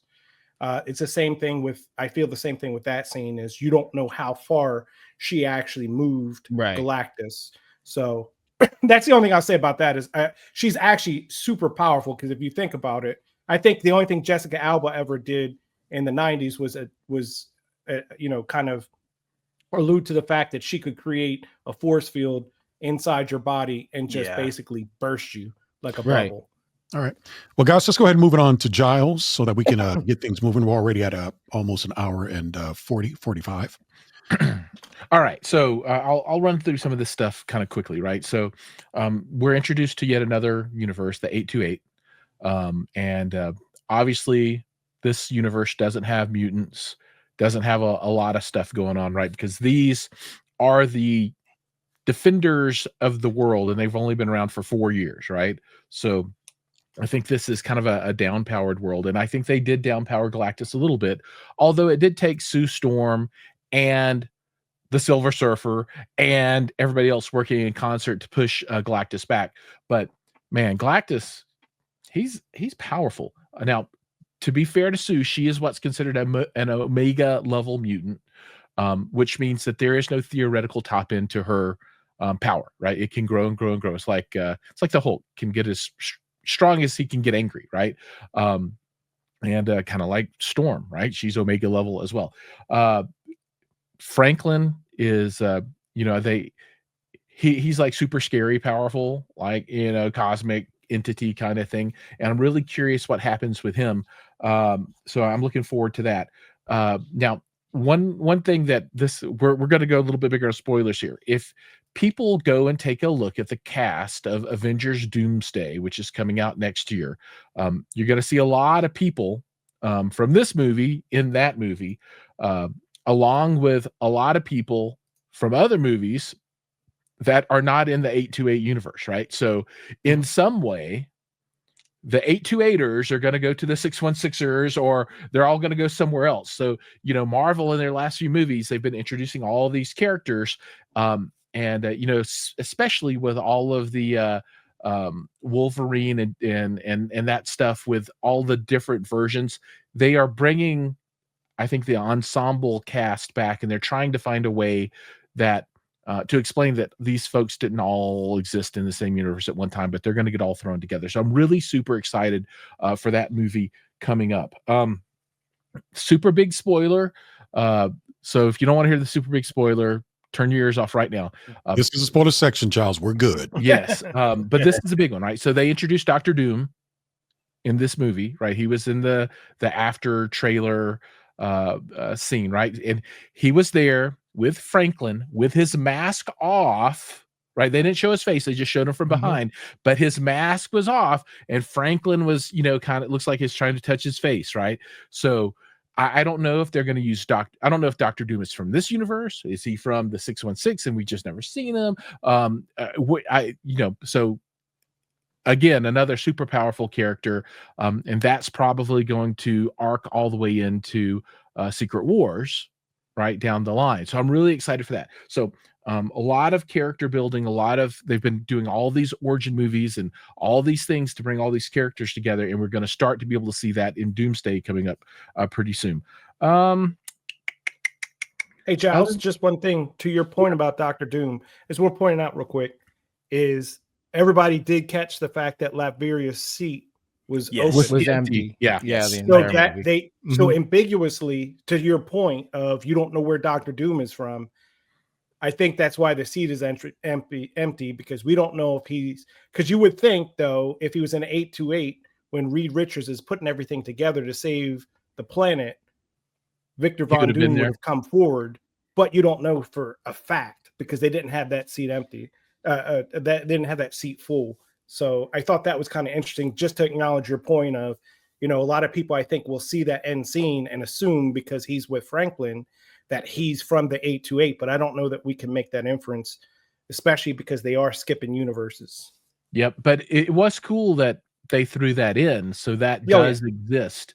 Yeah. So lots of character and world building, universe building or multi-universe building, maybe some down powering of Galactus a little bit, or maybe letting Sue really show her power for the first time on screen.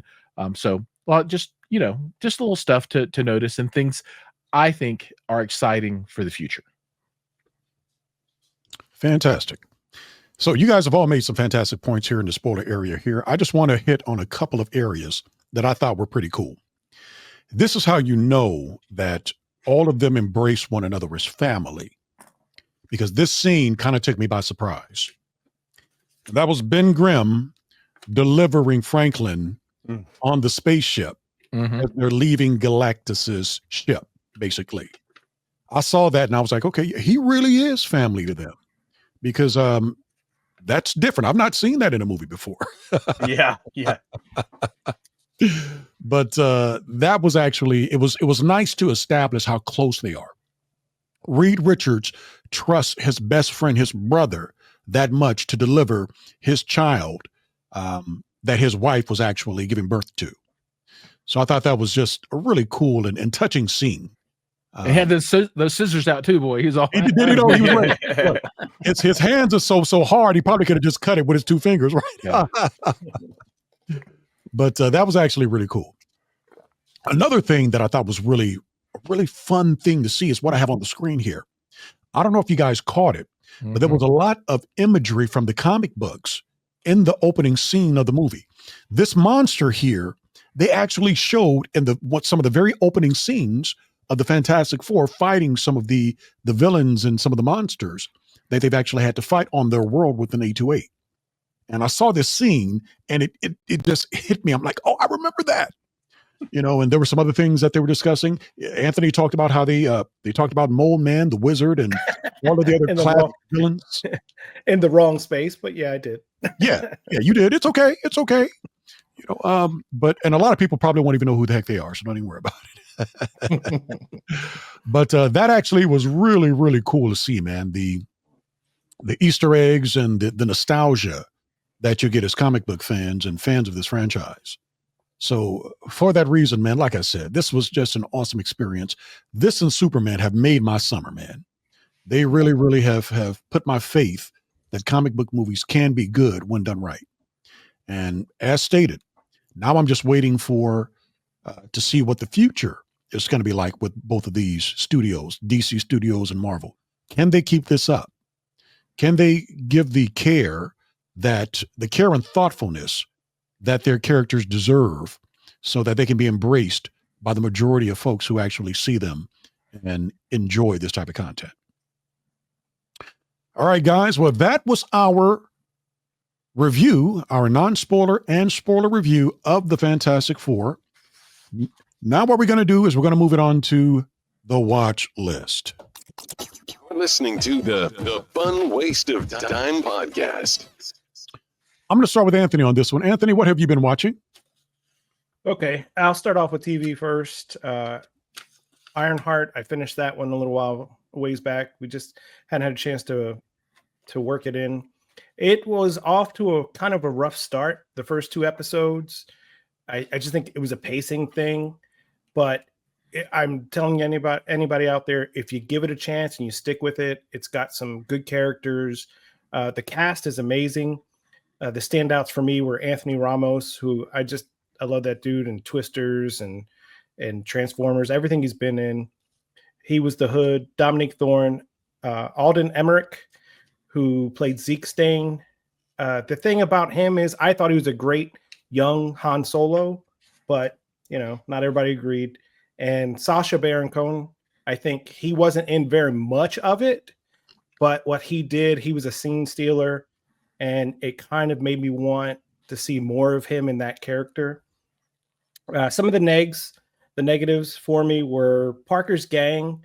They're lesser known characters from the comics, Slug, Clown, and the Blood Brothers, which in this case they changed to the Blood Sisters, which is not a huge thing for me. My only thing is I have no idea why they call themselves those names, because they stripped them down like Marvel has been doing, unlike with the Fantastic Four, and they stripped them away from the essence of why the characters were named that. So I just wish, I don't have a problem with the fact that they changed the gender in the last case, or some of the casting decisions. I just wish you would allow these characters in the gang to display some of the, the gimmicks, if for lack of a better word, that gave them those names. That's all. But I think that's more back to the cheapened character designs, because Zeke Stain, again, he got implants rather than a suit. So I thought that was kind of like cheap. I understand this is Disney Plus, but don't put a character in there if you can't do them right. That's my opinion. Sacha Baron Cohen, they tried to do this thing with Sacha where they alluded to him being a different character. I won't say who he was, but if you were paying attention, it's somebody we've been waiting for. We knew who he was going to play, and the misdirection didn't work, but it led to a funny scene where somebody called him by a different name. So it kind of pays off to some degree, but I'm telling you, the action was great. Just do yourself a favor, stick with it. I just wish Dominique Thorne's suit at the end was cool. I hate when they start with these, and it wasn't even to me a totally origin story because we've seen her before, but stop putting them in cheap costumes and then in the very last episode or whatever, giving them the decent, cool looking suit. Strange New World season 3. It started off, for those who watched season 2, it started off with the second part 2 of the Gorn battle, which was okay. I really wish I would have rewatched the finale before jumping back into season 3, because I think I forgot certain things, but it was okay. I've only watched the first 2 episodes, and just in typical Star Trek form, when they give you a big battle, they give you a lighthearted, more of a personnel type episode afterwards. In episode 2, they bring back a original series popular character, Trelane. And a matter of fact, one thing they do that I like is there's a popular fan theory that's been going around for a long time of who that character Trelane was and how he relates to a Next Generation character that was also popular. But they pretty much confirm it in this episode. The Trelane is played by Rhys Darby, who I absolutely love. Think he's a great actor. I'm not a fan of the emo lovesick Spock that they keep going in. It's like, he's supposed to be emotional, guys. I mean, he's not supposed to be emotional, guys. Don't forget that. Every once in a while is okay, but I'm pretty sure Leonard Nimoy in the original series didn't show this much emotion. So they did announce that the series will end with season 5. So we'll start to see probably later this season. It's going to be a shortened season, but later this season, and then in season 4, I'm sure we'll start to see the cast start to align more with the original series. For movies I did see, Jurassic World Rebirth, it was kind of mid for me. Mahershala, I hate saying his name. Say it for me. Mahershala. I don't know why I keep wanting to say it differently. Call him Blade, man. Mahershala Call him Ali. Blade. He ain't Blade. Yeah. Don't do that. Is he? He ain't Blade. Is he ever going to be Blade? But He's Blade in my Mahershala mind right Ali- now. He ain't Blade. Well, I'll just say I love that dude, and I just wish they gave him more. He was good, and don't get me wrong, he brings some weight to the character. It's just I don't think they gave him a lot. Scarlett Johansson's in there with Manuel Garcia Ruffalo, who was in The Lincoln Lawyer and Six Underground, which is I think I'm the only person that likes Six Underground. The problem with this was the new secret dinosaur wasn't anywhere as cool as the Indominus Rex. And I think like in Jurassic World, they gave you whether it was the Indominus Rex or you know, the motorcycle scene with the raptors or the Mosasaurus eating the shark. There were some memorable scenes that they gave you in visuals. I didn't get that in this movie. It was just like, hey, here's our new dinosaur. He looks really weird. So it was just kind of mid for me. And the last movie I saw was I Know What You Did Last Summer, the 2025 version. The movie got off to a really good start, but unfortunately went into a, for me anyway, kind of a disappointing direction. I love the cast. Thought the cast was awesome. I don't know why Tar stopped the video there at that point. I think he really liked Madeline's scene. Right there, I want to point out that's Madeline's scene from The Outer Banks. And the guy next to him, a lot of people may not recognize, but I wrote his name down. It's Joshua Orpine. He played Superboy in the short-lived Titan series. And I really thought he was one of the few good spots for the Titan series. He was a great Superboy. But I love seeing Freddie Prinze Jr., who is a national treasure, come back with Jennifer Love Hewitt.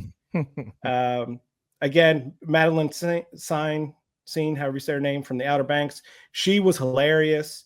Tariq Withers, who is going to be in Jordan Peele's upcoming horror football movie, Him, was in it. Chase-Sue Wanders from Apple TV's The Studio. And there's just a lot of familiar faces.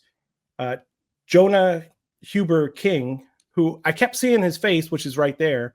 I kept seeing him, and I didn't know where I knew him from. He was Prince Eric in the live-action Little Mermaid movie. So if you ever see it, you know, I just saw it because I have a great nostalgia for some of the 90s. I love Scream. I love I Know What You Did Last Summer. But the new characters are handled very well. The story was interesting. It was fresh, kind of like how Scream integrated the new characters with the older ones in a good way. I think this movie started off on the right spot, but without giving you a spoiler, they really do one character really wrong, and they hint at it about halfway through. If you're paying attention, and I get mad at myself for dismissing it, they give you a big clue halfway through the movie that you're not going to like something. And I was like, nah, they're not going to do that. And yeah, they did it. So overall, it was an enjoyable watch. I just hate the outcome. James, how about you, buddy? I watched Ironheart as well. I agree with everything you said about that. It definitely was a little bit rocky to start, but I think it leveled out pretty nicely, and it was enjoyable. I would say 6 was probably, for me, was probably a little bit too short. I kind of wanted a little bit more when we got down to the end, but I get it, and I think as far as Marvel shows go, it leans towards, with the way that it finished, one of the better and more well-rounded ones for me personally. I also watched The Sandman on Netflix season 2. It was okay. I when it got towards the end, I don't want to give too much up, because the way the first one ends and how he goes back and builds his world, and the kind of the inevitable choice that they give him of taking an area and over and how he handled it, I thought were okay. But it got a little long at the end for me and a little bit boring and off track. I fell asleep in the last episode. And I don't do that very often. That's not my thing. And I basically had to ask Jacqueline how it ended. And then I went back and watched it, and I was like, it was really anticlimactic for me, which is a little bit unfortunate because we lose so many shows on Netflix and some of these streaming services, and some of the other ones that I liked. I didn't think this one was going to get a second season, and it did. So for it to fall a little short for me, it was kind of disappointing. And that's pretty much all I watched. What about you, Jason? What you got? Oh man, James, I'm telling you, man, I always dread my watch list segment because the stuff I watch is so stale compared to what you guys. But here's the thing: we want to know. Oh, I'm not sure you do, brother. I do. I enjoy it. Well, I mean, I've got my normal reality garbage TV stuff. I mean, TLC is like, I think that's one of the few networks where their stuff's so trashy I'm willing to sit through actual commercials for it. Yeah. So, but yeah, obviously there's 2 iterations of 90 Day Fiancé going right now. Of course, I have to watch them both because that kind of cringe is just what sustains me. Other than that, I did see Superman, and I would have discussed it with you guys last time, but you know, the illness got the best of me. I won't go into it because I think, you know, I watched the last episode of the show where you guys discussed it. I think you hit on all the points. Well, give us your score, Jason. You don't have to give us a full review, but what score would you give it? 1 to 10? 7. Yeah. Okay. I actually liked Fantastic Four more. Surprisingly, and I didn't think I would, because I as I told you in our Fantastic Four segment, I actually did not really want to go see the movie. And once I did, I was pleasantly surprised. I will say though, you know, give me more Guy Gardner, dude. Seriously. I really loved the character. I knew a little bit about him from the comics because I'm a Green Lantern fan. You know, I'm not a super fan, but I know enough to know who he is. But Nathan Fillion, man, he just tore it up. You know, it was just I really wish there would have been more of them in there. Surprisingly though, my daughter's a big fan of Hawkgirl. I didn't really like Hawkgirl that much in this. That high pitched, you know, is she Black Canary or is she Hawkgirl? You know, I didn't get that. I didn't get that because I never got the impression from the comics that was one of her powers. Maybe I'm just out of the loop. I should have asked my kid first. She knows all that stuff. But overall, I really liked the movie. Just the aesthetic of it, kind of like with the Fantastic Four, the colors, you know, and I'm not going to say that I don't like the Zack Snyder, the Man of Steel. It's actually one of my favorite superhero movies. But I'm starting to believe, and I've said this in years past on this show, just like with Batman, almost every iteration of Superman, I like in its own way. And I can enjoy in its own way. And I've said that about Batman many times. I like the Christopher Nolan Batman, and I like the Adam West Batman, and I don't care what anybody says. That show is a freaking riot, and I love it. So yeah, that was my big thing. I spared you the reality TV stuff. I won't go into the details of that. But yeah, that was pretty much it, man. Giles, how about you, man? All right. So a lot of eclectic stuff, and I'll go through this quick. So I started Happy Gilmore 2 today. Yes. Got about 20 minutes, 30 minutes into that. So that, you know, and my wife was kind of watching from the kitchen because I was at in the breakfast nook area, and she's all like, "That is stupid." And I said, "And it's awesome." That's why we like it. Yeah, that's why we like it. So yes, Adam Sandler is Adam Sandler. She's like, "Why does he dress like that?" I'm like, I'm pretty sure that's how he showed up to set when he was filming the movie, and that's just like his normal clothes. Giles, this Like- is streaming. Is this on? It's streaming. Yeah, streaming right now on Netflix. Oh, And like Netflix, that outfit, I'm pretty sure that's what he came to work in. And Yeah. they're just like, perfect, let's go. Because his character is him, now please don't judge me for this one, but I've just started K-pop Demon Hunters. What? I watched the first K-pop- episode. K-pop Demon Hunters. Because I've heard people talk about how awesome it is from a younger crowd, right? But it mixes up manga and anime and K-pop and singers and girl bands and boy bands and all this stuff. And I was like, I don't know, but you know what? I'm down. Just these three singers, they are protectors of the world, and they have to fight demons and stuff. There's no spoiler there. You see it right here in the trailer. But it's pretty darn good. My Darn wife good. actually loves it. Cool. She got so into it, she started watching reaction videos of other people watching it. I was like, Mhm. hey, is that good? Yeah. I might have to check it out in the theater. I watched the first one so far. That's cool. Yeah, I'm like 2 or 3 in, something like that. I'm really spreading myself thin. Finished up Squid Game season 3. They have set themselves up for future shows if they ever want to do that. We thought it was all right. It was good. It's worth the watch. Not nearly 2 and 3 seasons were not nearly as impactful as season 1, but it was still good. Foundation season 3 is airing now, and they're stringing it out, right? 1 episode a week. So I'm going to wait till the end and then watch it. I absolutely adore this series, so I'm really looking forward to getting into that. I'm eking. Well, that's not the right word. I am slowly moving my way through Murderbot, which is awesome. That's why I don't want to say eking. I'm just slowly watching them as I have time. So good, so good.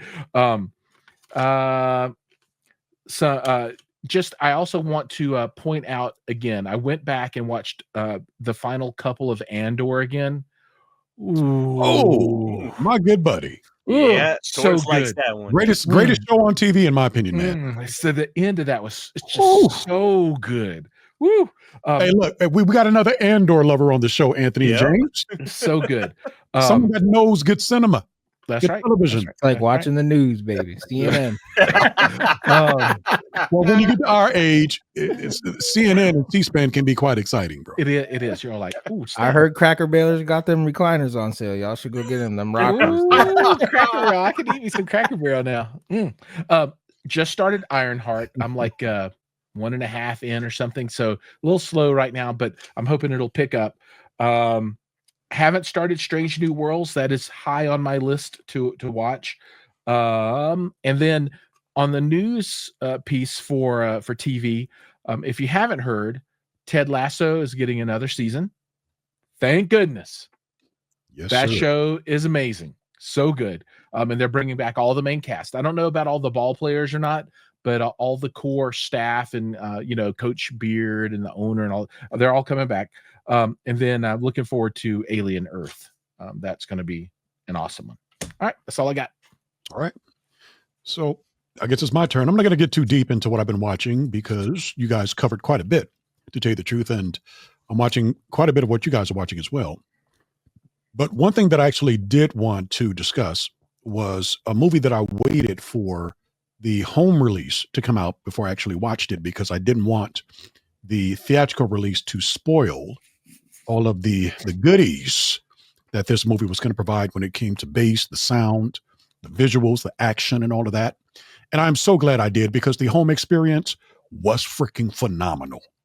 It's a good movie. This movie is freaking awesome. There's a lot of Atmos effects in it, a lot of demo-worthy scenes within this movie here. And not to spoil it, because he actually is in the trailer, but we actually get to see John Wick perform some action as well. Mhm. And I bought it. Oh. I bought why he was actually brought into the film. And Anna de Armas, never really been a big fan of hers. She's an okay actress, I always thought, but she killed it in this role, in this action role. I didn't think she could do action all that great, but she surprised me. She sold it. So I actually would be very interested to see more movies within her own particular franchise. So I think I just love what they're doing with these from the world of John Wick movies. Right? We had the Continental TV show Yeah. that came out on Peacock a while ago. That was freaking fantastic. And now we have this one here, Ballerina. So really, really enjoy that one, and definitely looking forward to the next iteration that they actually have within the franchise. And the other movie that I watched was something that actually took me by surprise. I got to be honest with you, because I didn't really think that it would be good, but I started watching it because, I was like, I want something fresh and something new. And this looked like it might be okay. So I was like, I'll go ahead and give it a shot and see what it's all about. And dude, it actually ended up being pretty darn good. It's a movie called Long Distance, and it stars Anthony Ramos and Naomi Scott. For those who aren't familiar with Naomi Scott, she played Jasmine in the what's the movie with Aladdin. Aladdin. Yeah, she played Jasmine in Aladdin, and she also played in the Power Rangers movie that came out years back. She's Pink Ranger. Yeah. And it was actually a really good creature feature, man. Took me really by surprise. It was, you could tell it was on the lower budget side, but they put their money and the special effects where it needed to be, to where you actually bought all of the creatures that are in the movie. And Anthony Ramos is a good actor, man. A lot of people really don't necessarily maybe like a lot of the roles that he's in usually. But I like him as an actor, and I thought he did a really good job with this one. And so did Naomi Scott. And the other gentleman that's in the film, too, that you caught a glimpse of for a moment there. I can't recall his name, but he's done this gentleman here. He's done quite a few things. Oh, too. yeah, that dude's good. Christopher Hoochif. Yes. You see him in a lot of He movies. was in that the Nazi killer movie, right? Overlord. No, the one that came out where it's just this dude and he kills a lot of Nazis. And he was Inglorious Bastards. Inglorious. No, No? it's newer than that. Ooh, Giles, you got to look that one up, man, so we can make sure you're making it I know sound he's as from- if it's good. He's also in Game of Thrones. He's from Game of Thrones. Yeah, that's what Yeah. he's most Yeah. known for. And I want to Tars, see you what probably movie fell, you're talking about, Giles. I've not heard of that one. you, I'm looking. you I'm probably looking. fell asleep on it, Tars. But he was also in Fast and the Furious 8. The one you fell Oh. asleep in the movie theater. No, I've never fallen asleep in a Fast and Furious movie. That's James? a lie. James. That is a lie. James. Oh, I Thank forgot. you. Or Andrew. That is a lie. No, that one thing. I don't forgot want to about interrupt that. you too much. He fell asleep not during a dialogue scene. He fell asleep during an action scene when it was Hey. loud. Passed out. You guys had me up past my bedtime. It was late. We were getting together that day, and that was the last time we all hung out together before James Yeah, it went off was. to Florida. Okay, Yeah, the movie is absolutely. Sisu. I think he was in. I might be wrong about the actor, but I'm thinking of the movie Sisu. SISU. I don't. No, I You're not saying he's think the lead that's him. actor, right? I don't know. I might be completely incorrect. Because Um, I've seen that but- movie. I don't recall him being in it, but Okay, all right. that was a good movie, He- though, Charles. He's also in the Scott's lawn commercials as well. So maybe you remember from there. maybe I'm just old. Awesome. But if you've not seen this movie, this is a really good creature feature, and it's on Hulu. So you don't have to spend any money. It came out last year, and I think it kind of went under the radar. But it's called Long Distance. So those were the two movies that I wanted to discuss with you guys. Did everybody get the opportunity to share what they've been watching now? Mhm. Okay. Well, I think it's time for us to move on to open forum. I want to start with Giles on this one. Giles, All right. let's go. I got with what you want to have for open forum. All right, I got a handful of things to talk about. It's all comic book stuff. So if you could pop me up big. So I got some new books, and so I got this Jean Grey cover by DNA, and that's just gorgeous. And then a little bit of Rogue and Psylocke, again, a couple of my favorite characters. Expanding out my Black Suit Spider-Man collection. Got a Marvel Team Up number 141. I need to. I don't know if this one's going to be good enough to slab or not.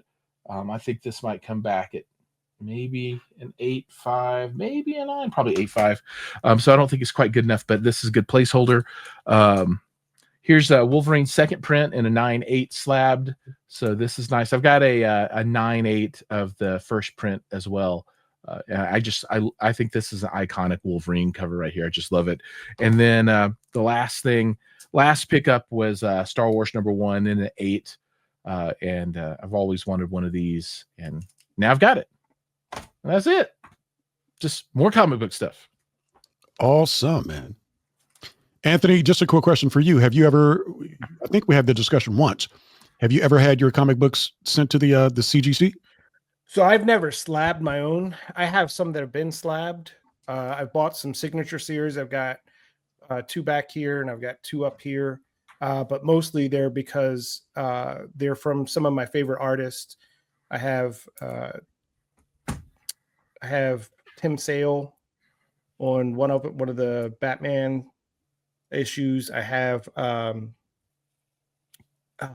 it's Jim Lee. I have Jim Lee on X-Men 1 from the 90s, and there's like 2 others on there I've got just because I like the art. And I'm looking for, so they're the signature series. They're the ones that the artists have signed just because I haven't been to a con. And Tars, I don't think I've been to a con since we went, but they're preordained. But I'm looking for Peach Momoko as well because I love her art. Peach is awesome. She is. So this book is Lazarus off of Image. They just released this about a month ago. This is the conclusion, supposedly, of the series, the 4th in the series. So just to bring everybody up, because I have talked about the previous books, Lazarus is the story where the nations have dissolved and the world is being controlled by 16 powerful rival families in kind of like this neo-feudal system. Each family has like a super soldier that's known as a Lazarus. So it's really good. It's got some great action, political intrigue, some power struggles. So they did leave kind of like a little window open for a continuation of the series if Greg Rucka and the other creators decide to go back to it. I think sometimes, just like with Saga, some of the creators just need a break after being on their own stories for a while. But I think the thing I love about a lot of the Image series is, unlike your Capes series, a lot of times the same creators stay on there. So they've had the same writer, Greg Rucka, who a lot of people know. He wrote Superman, Batman, Elektra, Wolverine, Punisher.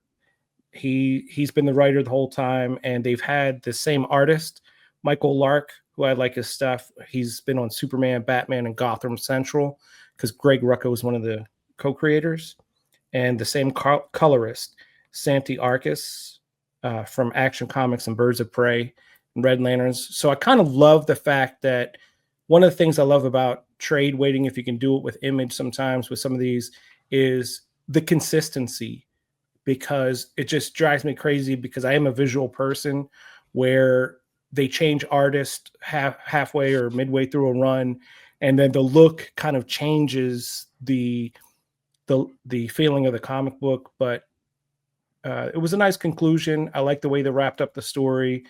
It took me a minute. There's something in there in the beginning that if you've read the first 3 collections, you're like, wait a second, this isn't lining up. Just be patient with it.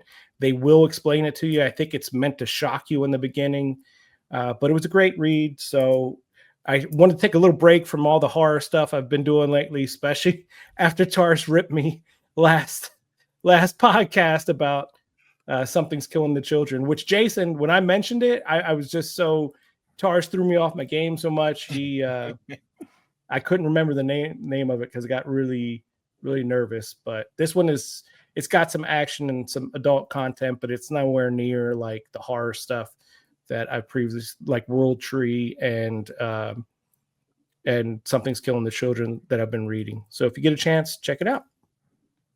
That's all I have, Tars. All right, let's move it on to Jason. Jason, anything for Open Forum? Nothing in particular except for what Anthony just mentioned. You know, he suggested Something is Killing the Children about 2 episodes ago. Something about the concept just seemed really cool to me. I looked all over for it and somehow I couldn't find it. So I had to text Anthony and say, hey man, can you just send me a link so I can buy these things? So I bought book 1 and 2.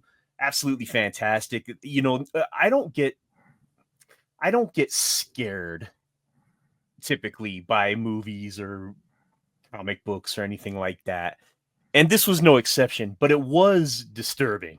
And I loved the concept of these vicious monsters that only children can see. I think now, Anthony, are there going to be more books coming? We're not at the end of this, right? No, we're not at the end. There's also, in case you're interested, because like in the second book, I know you noticed they went more into the houses and the lore behind the monster killers. There is a spin-off series called House of Slaughter as well that follows some of that information if you're interested. Okay. I can send you links to that stuff as well if you're into it. But cool. So the ones that you got that I sent you for, they're the deluxe editions. So what happens is they come out a lot later because they collect more of the trades. So you wait like 6 months for the trades, and then after the trades you wait for the deluxe editions because you get that. I just like the extended pages is why I like to wait for those. So it's up to you if you want me to send you the ones that are earlier when they start coming out to line with the series you've already read, or if you want to wait for those deluxe, I can do that as well. I'll definitely wait because I like as a matter of fact, as I was reading the deluxe, there were a lot of times where I would get to the end of what obviously was the end of one book as they came out. And I was thinking to myself, man, I'd be so pissed if I had to wait another month to get the next part of this story. So exactly. Yeah. So I prefer it's just like binge watching a show. I like to binge my comics. So yeah, but that's it. That's a great suggestion, Anthony. I mean, that was awesome. As a matter of fact, I think my wife's actually going to read through them too, because she thought that the concept was really cool. So yeah, but that's been about it, man. What about you, James? So normally I took up the mantle of snacks, but this week I'm going to switch it up just a little bit. I procrastinated a lot for Fantastic Four. I'm not going to lie. I bought my ticket Monday. So there was some kind of like okay seats left, but the whole front row was empty. So I sat in the front row of the IMAX, and I was pleasantly surprised. Disclaimer: if your IMAX doesn't have reclining seats, I would say it's a horrible experience.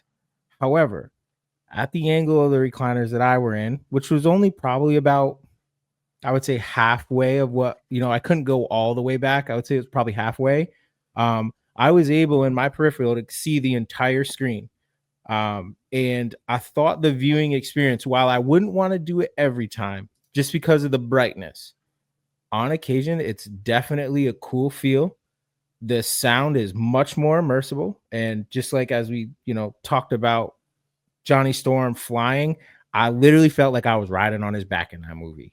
And there were certain parts where, like, when you see Galactus for the first time, he was so much bigger because I couldn't see anything else but him.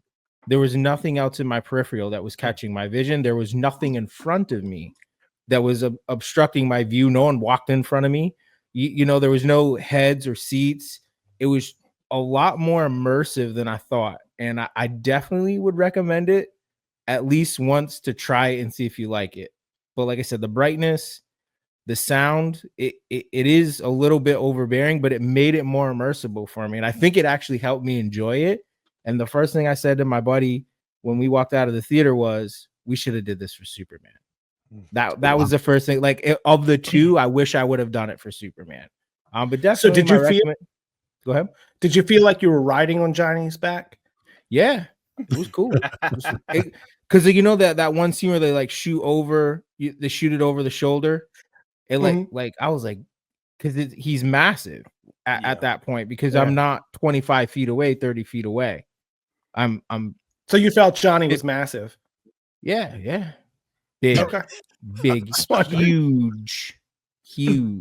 All right, I think we. One last thing though. One last thing though is I'm actually shocked because that is your theater is probably the first theater I've actually ever heard of that had recliners in IMAX. That's a rarity. these days. Really? Yeah, because Oh, it's a premium format. So they try to jam as many rows into the IMAX. I mean, I'm not saying it's all inclusive, but I can tell you that of the 4 or so IMAX theaters we have here, none of them recline. really? Yeah. So this is pretty small. You know what? I'll do a seat count for you next time. But even Okay. that front row is separate from everything else. So Gotcha. it was like the front row. There was like a small knee wall in front of me, and then it was like Yeah. a full probably 10 feet behind me before the next row. Yeah. So, but no, It's it's interesting, though. definitely something I would recommend trying for sure. Awesome. Okay. So I guess it's my turn. All right, guys. It looks as if I'm going to have a very big event happen in my life. And I'm nervous. And I'll tell you why I'm nervous, because I'm a guy that loves carpet, right? My house has a lot of carpet. And I love walking on carpet. I was raised with carpet. A lot of folks like tile. A lot of folks like hardwood floors and that kind of thing. But I like carpet. And I was talking to my wife one day. No, let me rephrase. She came to me and told me that she wanted a dog. And I started to get very nervous. Wow. So nervous that the first thing that came out of my mouth is, "Why, I think I deserve a new subwoofer." And that discussion didn't go very well. But in the end, we did decide on getting a dog. So, when I say I'm nervous because, like I said, we have carpet and we're getting a puppy. And the place that she's getting it from, apparently they potty train the dogs so that it'll be easier for you once you actually receive it. But the dog that we're getting, she wanted a really small dog. This is more for her. This is a Yorkie, I think they call it, a Yorkshire Terrier. I was talking to some of the guys that I do the movie group with, and I had them guess what they thought the puppy was going to be, what they thought the dog we were going to be was the dog we were going to get was going to be. And they start throwing out all of these names and everything else. And I have no idea breeds of dogs, right? No idea. One of the ladies that were there, she said, Yorkie. And I was like, oh, you're thinking along the right lines. Yeah, we thinking along the right lines, but not exactly. And then when I told him that it was a Yorkshire Terrier, like, oh, okay. But the dog's only 4 pounds. Its parents are only 4 pounds. And it was not cheap, man. It was a pretty expensive dog, bro. I didn't know that dogs got to be this expensive. I told her once I saw the price, I was like, are you sure there are none that are available at the shelter? We need to save some lives. That's where mine came from, man. That's where all mine come from. Yeah. But with as much as I've spent in the theater and some of the other areas of the house, I couldn't say no. So we went ahead and decided to do it. And these are some of the things that the breeder actually provides when you actually get your dog, right? I don't know if any of you guys have gone through this process before, but all of the insurance and all of that's included. And they do the potty training. They train them in different methods, potty training and how they've been socialized and neurological stimulation. This is all new to me. I've never lived with an animal before. So I say I'm nervous. I am not kidding, but we're going to work through it. We just had the carpets cleaned and we put Teflon down on the carpet this past week. So it's supposed to be here on August the 1st. They're Nice. flying it in from Missouri. I guess it has to fly in from the airport. We have to go to the airport to pick it up. Yeah. So we will definitely be doing that. And this is when it was a puppy just a few weeks ago, I think, or maybe even less than that. Now what it actually looks like doesn't look very different. One cool thing that I thought that they actually showed you is how large the parents actually get, right? They show you the birth date and then the size of the actual parents. The size of the parent, the dad is 4 pounds and the mom is 4 pounds. So this dog would never get larger than about 4 pounds or right around it. The only concern that I have is we have hawks and falcons in my area here. So one day, if it goes out to use a bathroom and Babe, I didn't know. I didn't know it was out here. Don't forget about that rooster next door. Oh, yeah, for real. I think the homeowners association caught up with them and made them remove it because I've not heard it at all. Okay. Because we do live in a homeowners association and they know better. They knew better than to put chickens in the backyard. But yeah, man. So that's pretty much what we're doing. And this is, like I said, what it looks like now. And see if I can find out where that is here. Now, I'm excited for you, man. That's cool. Yeah, it's going to be interesting, Jason. Like I said, I've never had a dog before. I've never lived with a dog. She has. Yeah. So she's pretty familiar with how all of that works. Aw. I've never experienced anything like that before, so this is going to be new for me. But it's exciting. It's something different. It looks like a yip. It looks like a yipper. I know a yipper when I see one. And that looks like a yipper. We'll find out, James. We'll find out. But Wait till the first time you got to turn that theater down. oh, dude, don't You gotta- mind. I didn't you even gotta- think about that. You got to cut some of those bass, those subwoofers down just because you're upsetting the dog. I'm going to have to tell her, listen, I'm sorry. He's going to have to be screaming. He's going to be screaming at you all night as long as I'm in my theater because I'm not changing a thing. I'm sorry, buddy. He's going to be afraid to go upstairs because of that. So that might actually end up being a plus, but anyway, guys, that is all we have for you this episode. I want to thank you all for listening in. And if you enjoyed what you heard here today, go ahead and hit that subscribe button. But before we go, as a matter of fact, one of us actually has a channel and is on YouTube and does a lot of other cool stuff. I want Giles to share where people can find you if they want to keep up with some of the things that you're doing. Well, if anyone's looking for me on YouTube, you can find me at Giles McCoy on YouTube. And if you want to find me on Instagram, I'm at the Giles McCoy. Lots of home theater content, a little bit of comic book content, and then some general electronic stuff. I mean, if you want to know about a really good microwave, I might have you covered. But if you want to know about a good TV, I definitely have you covered. That is fantastic, Giles. Well, guys, I want to thank you all. Go ahead and hit subscribe. If you're listening to us, we want to thank you for taking the time to listen to us and follow us on your favorite podcast platforms. You all have a fantastic day.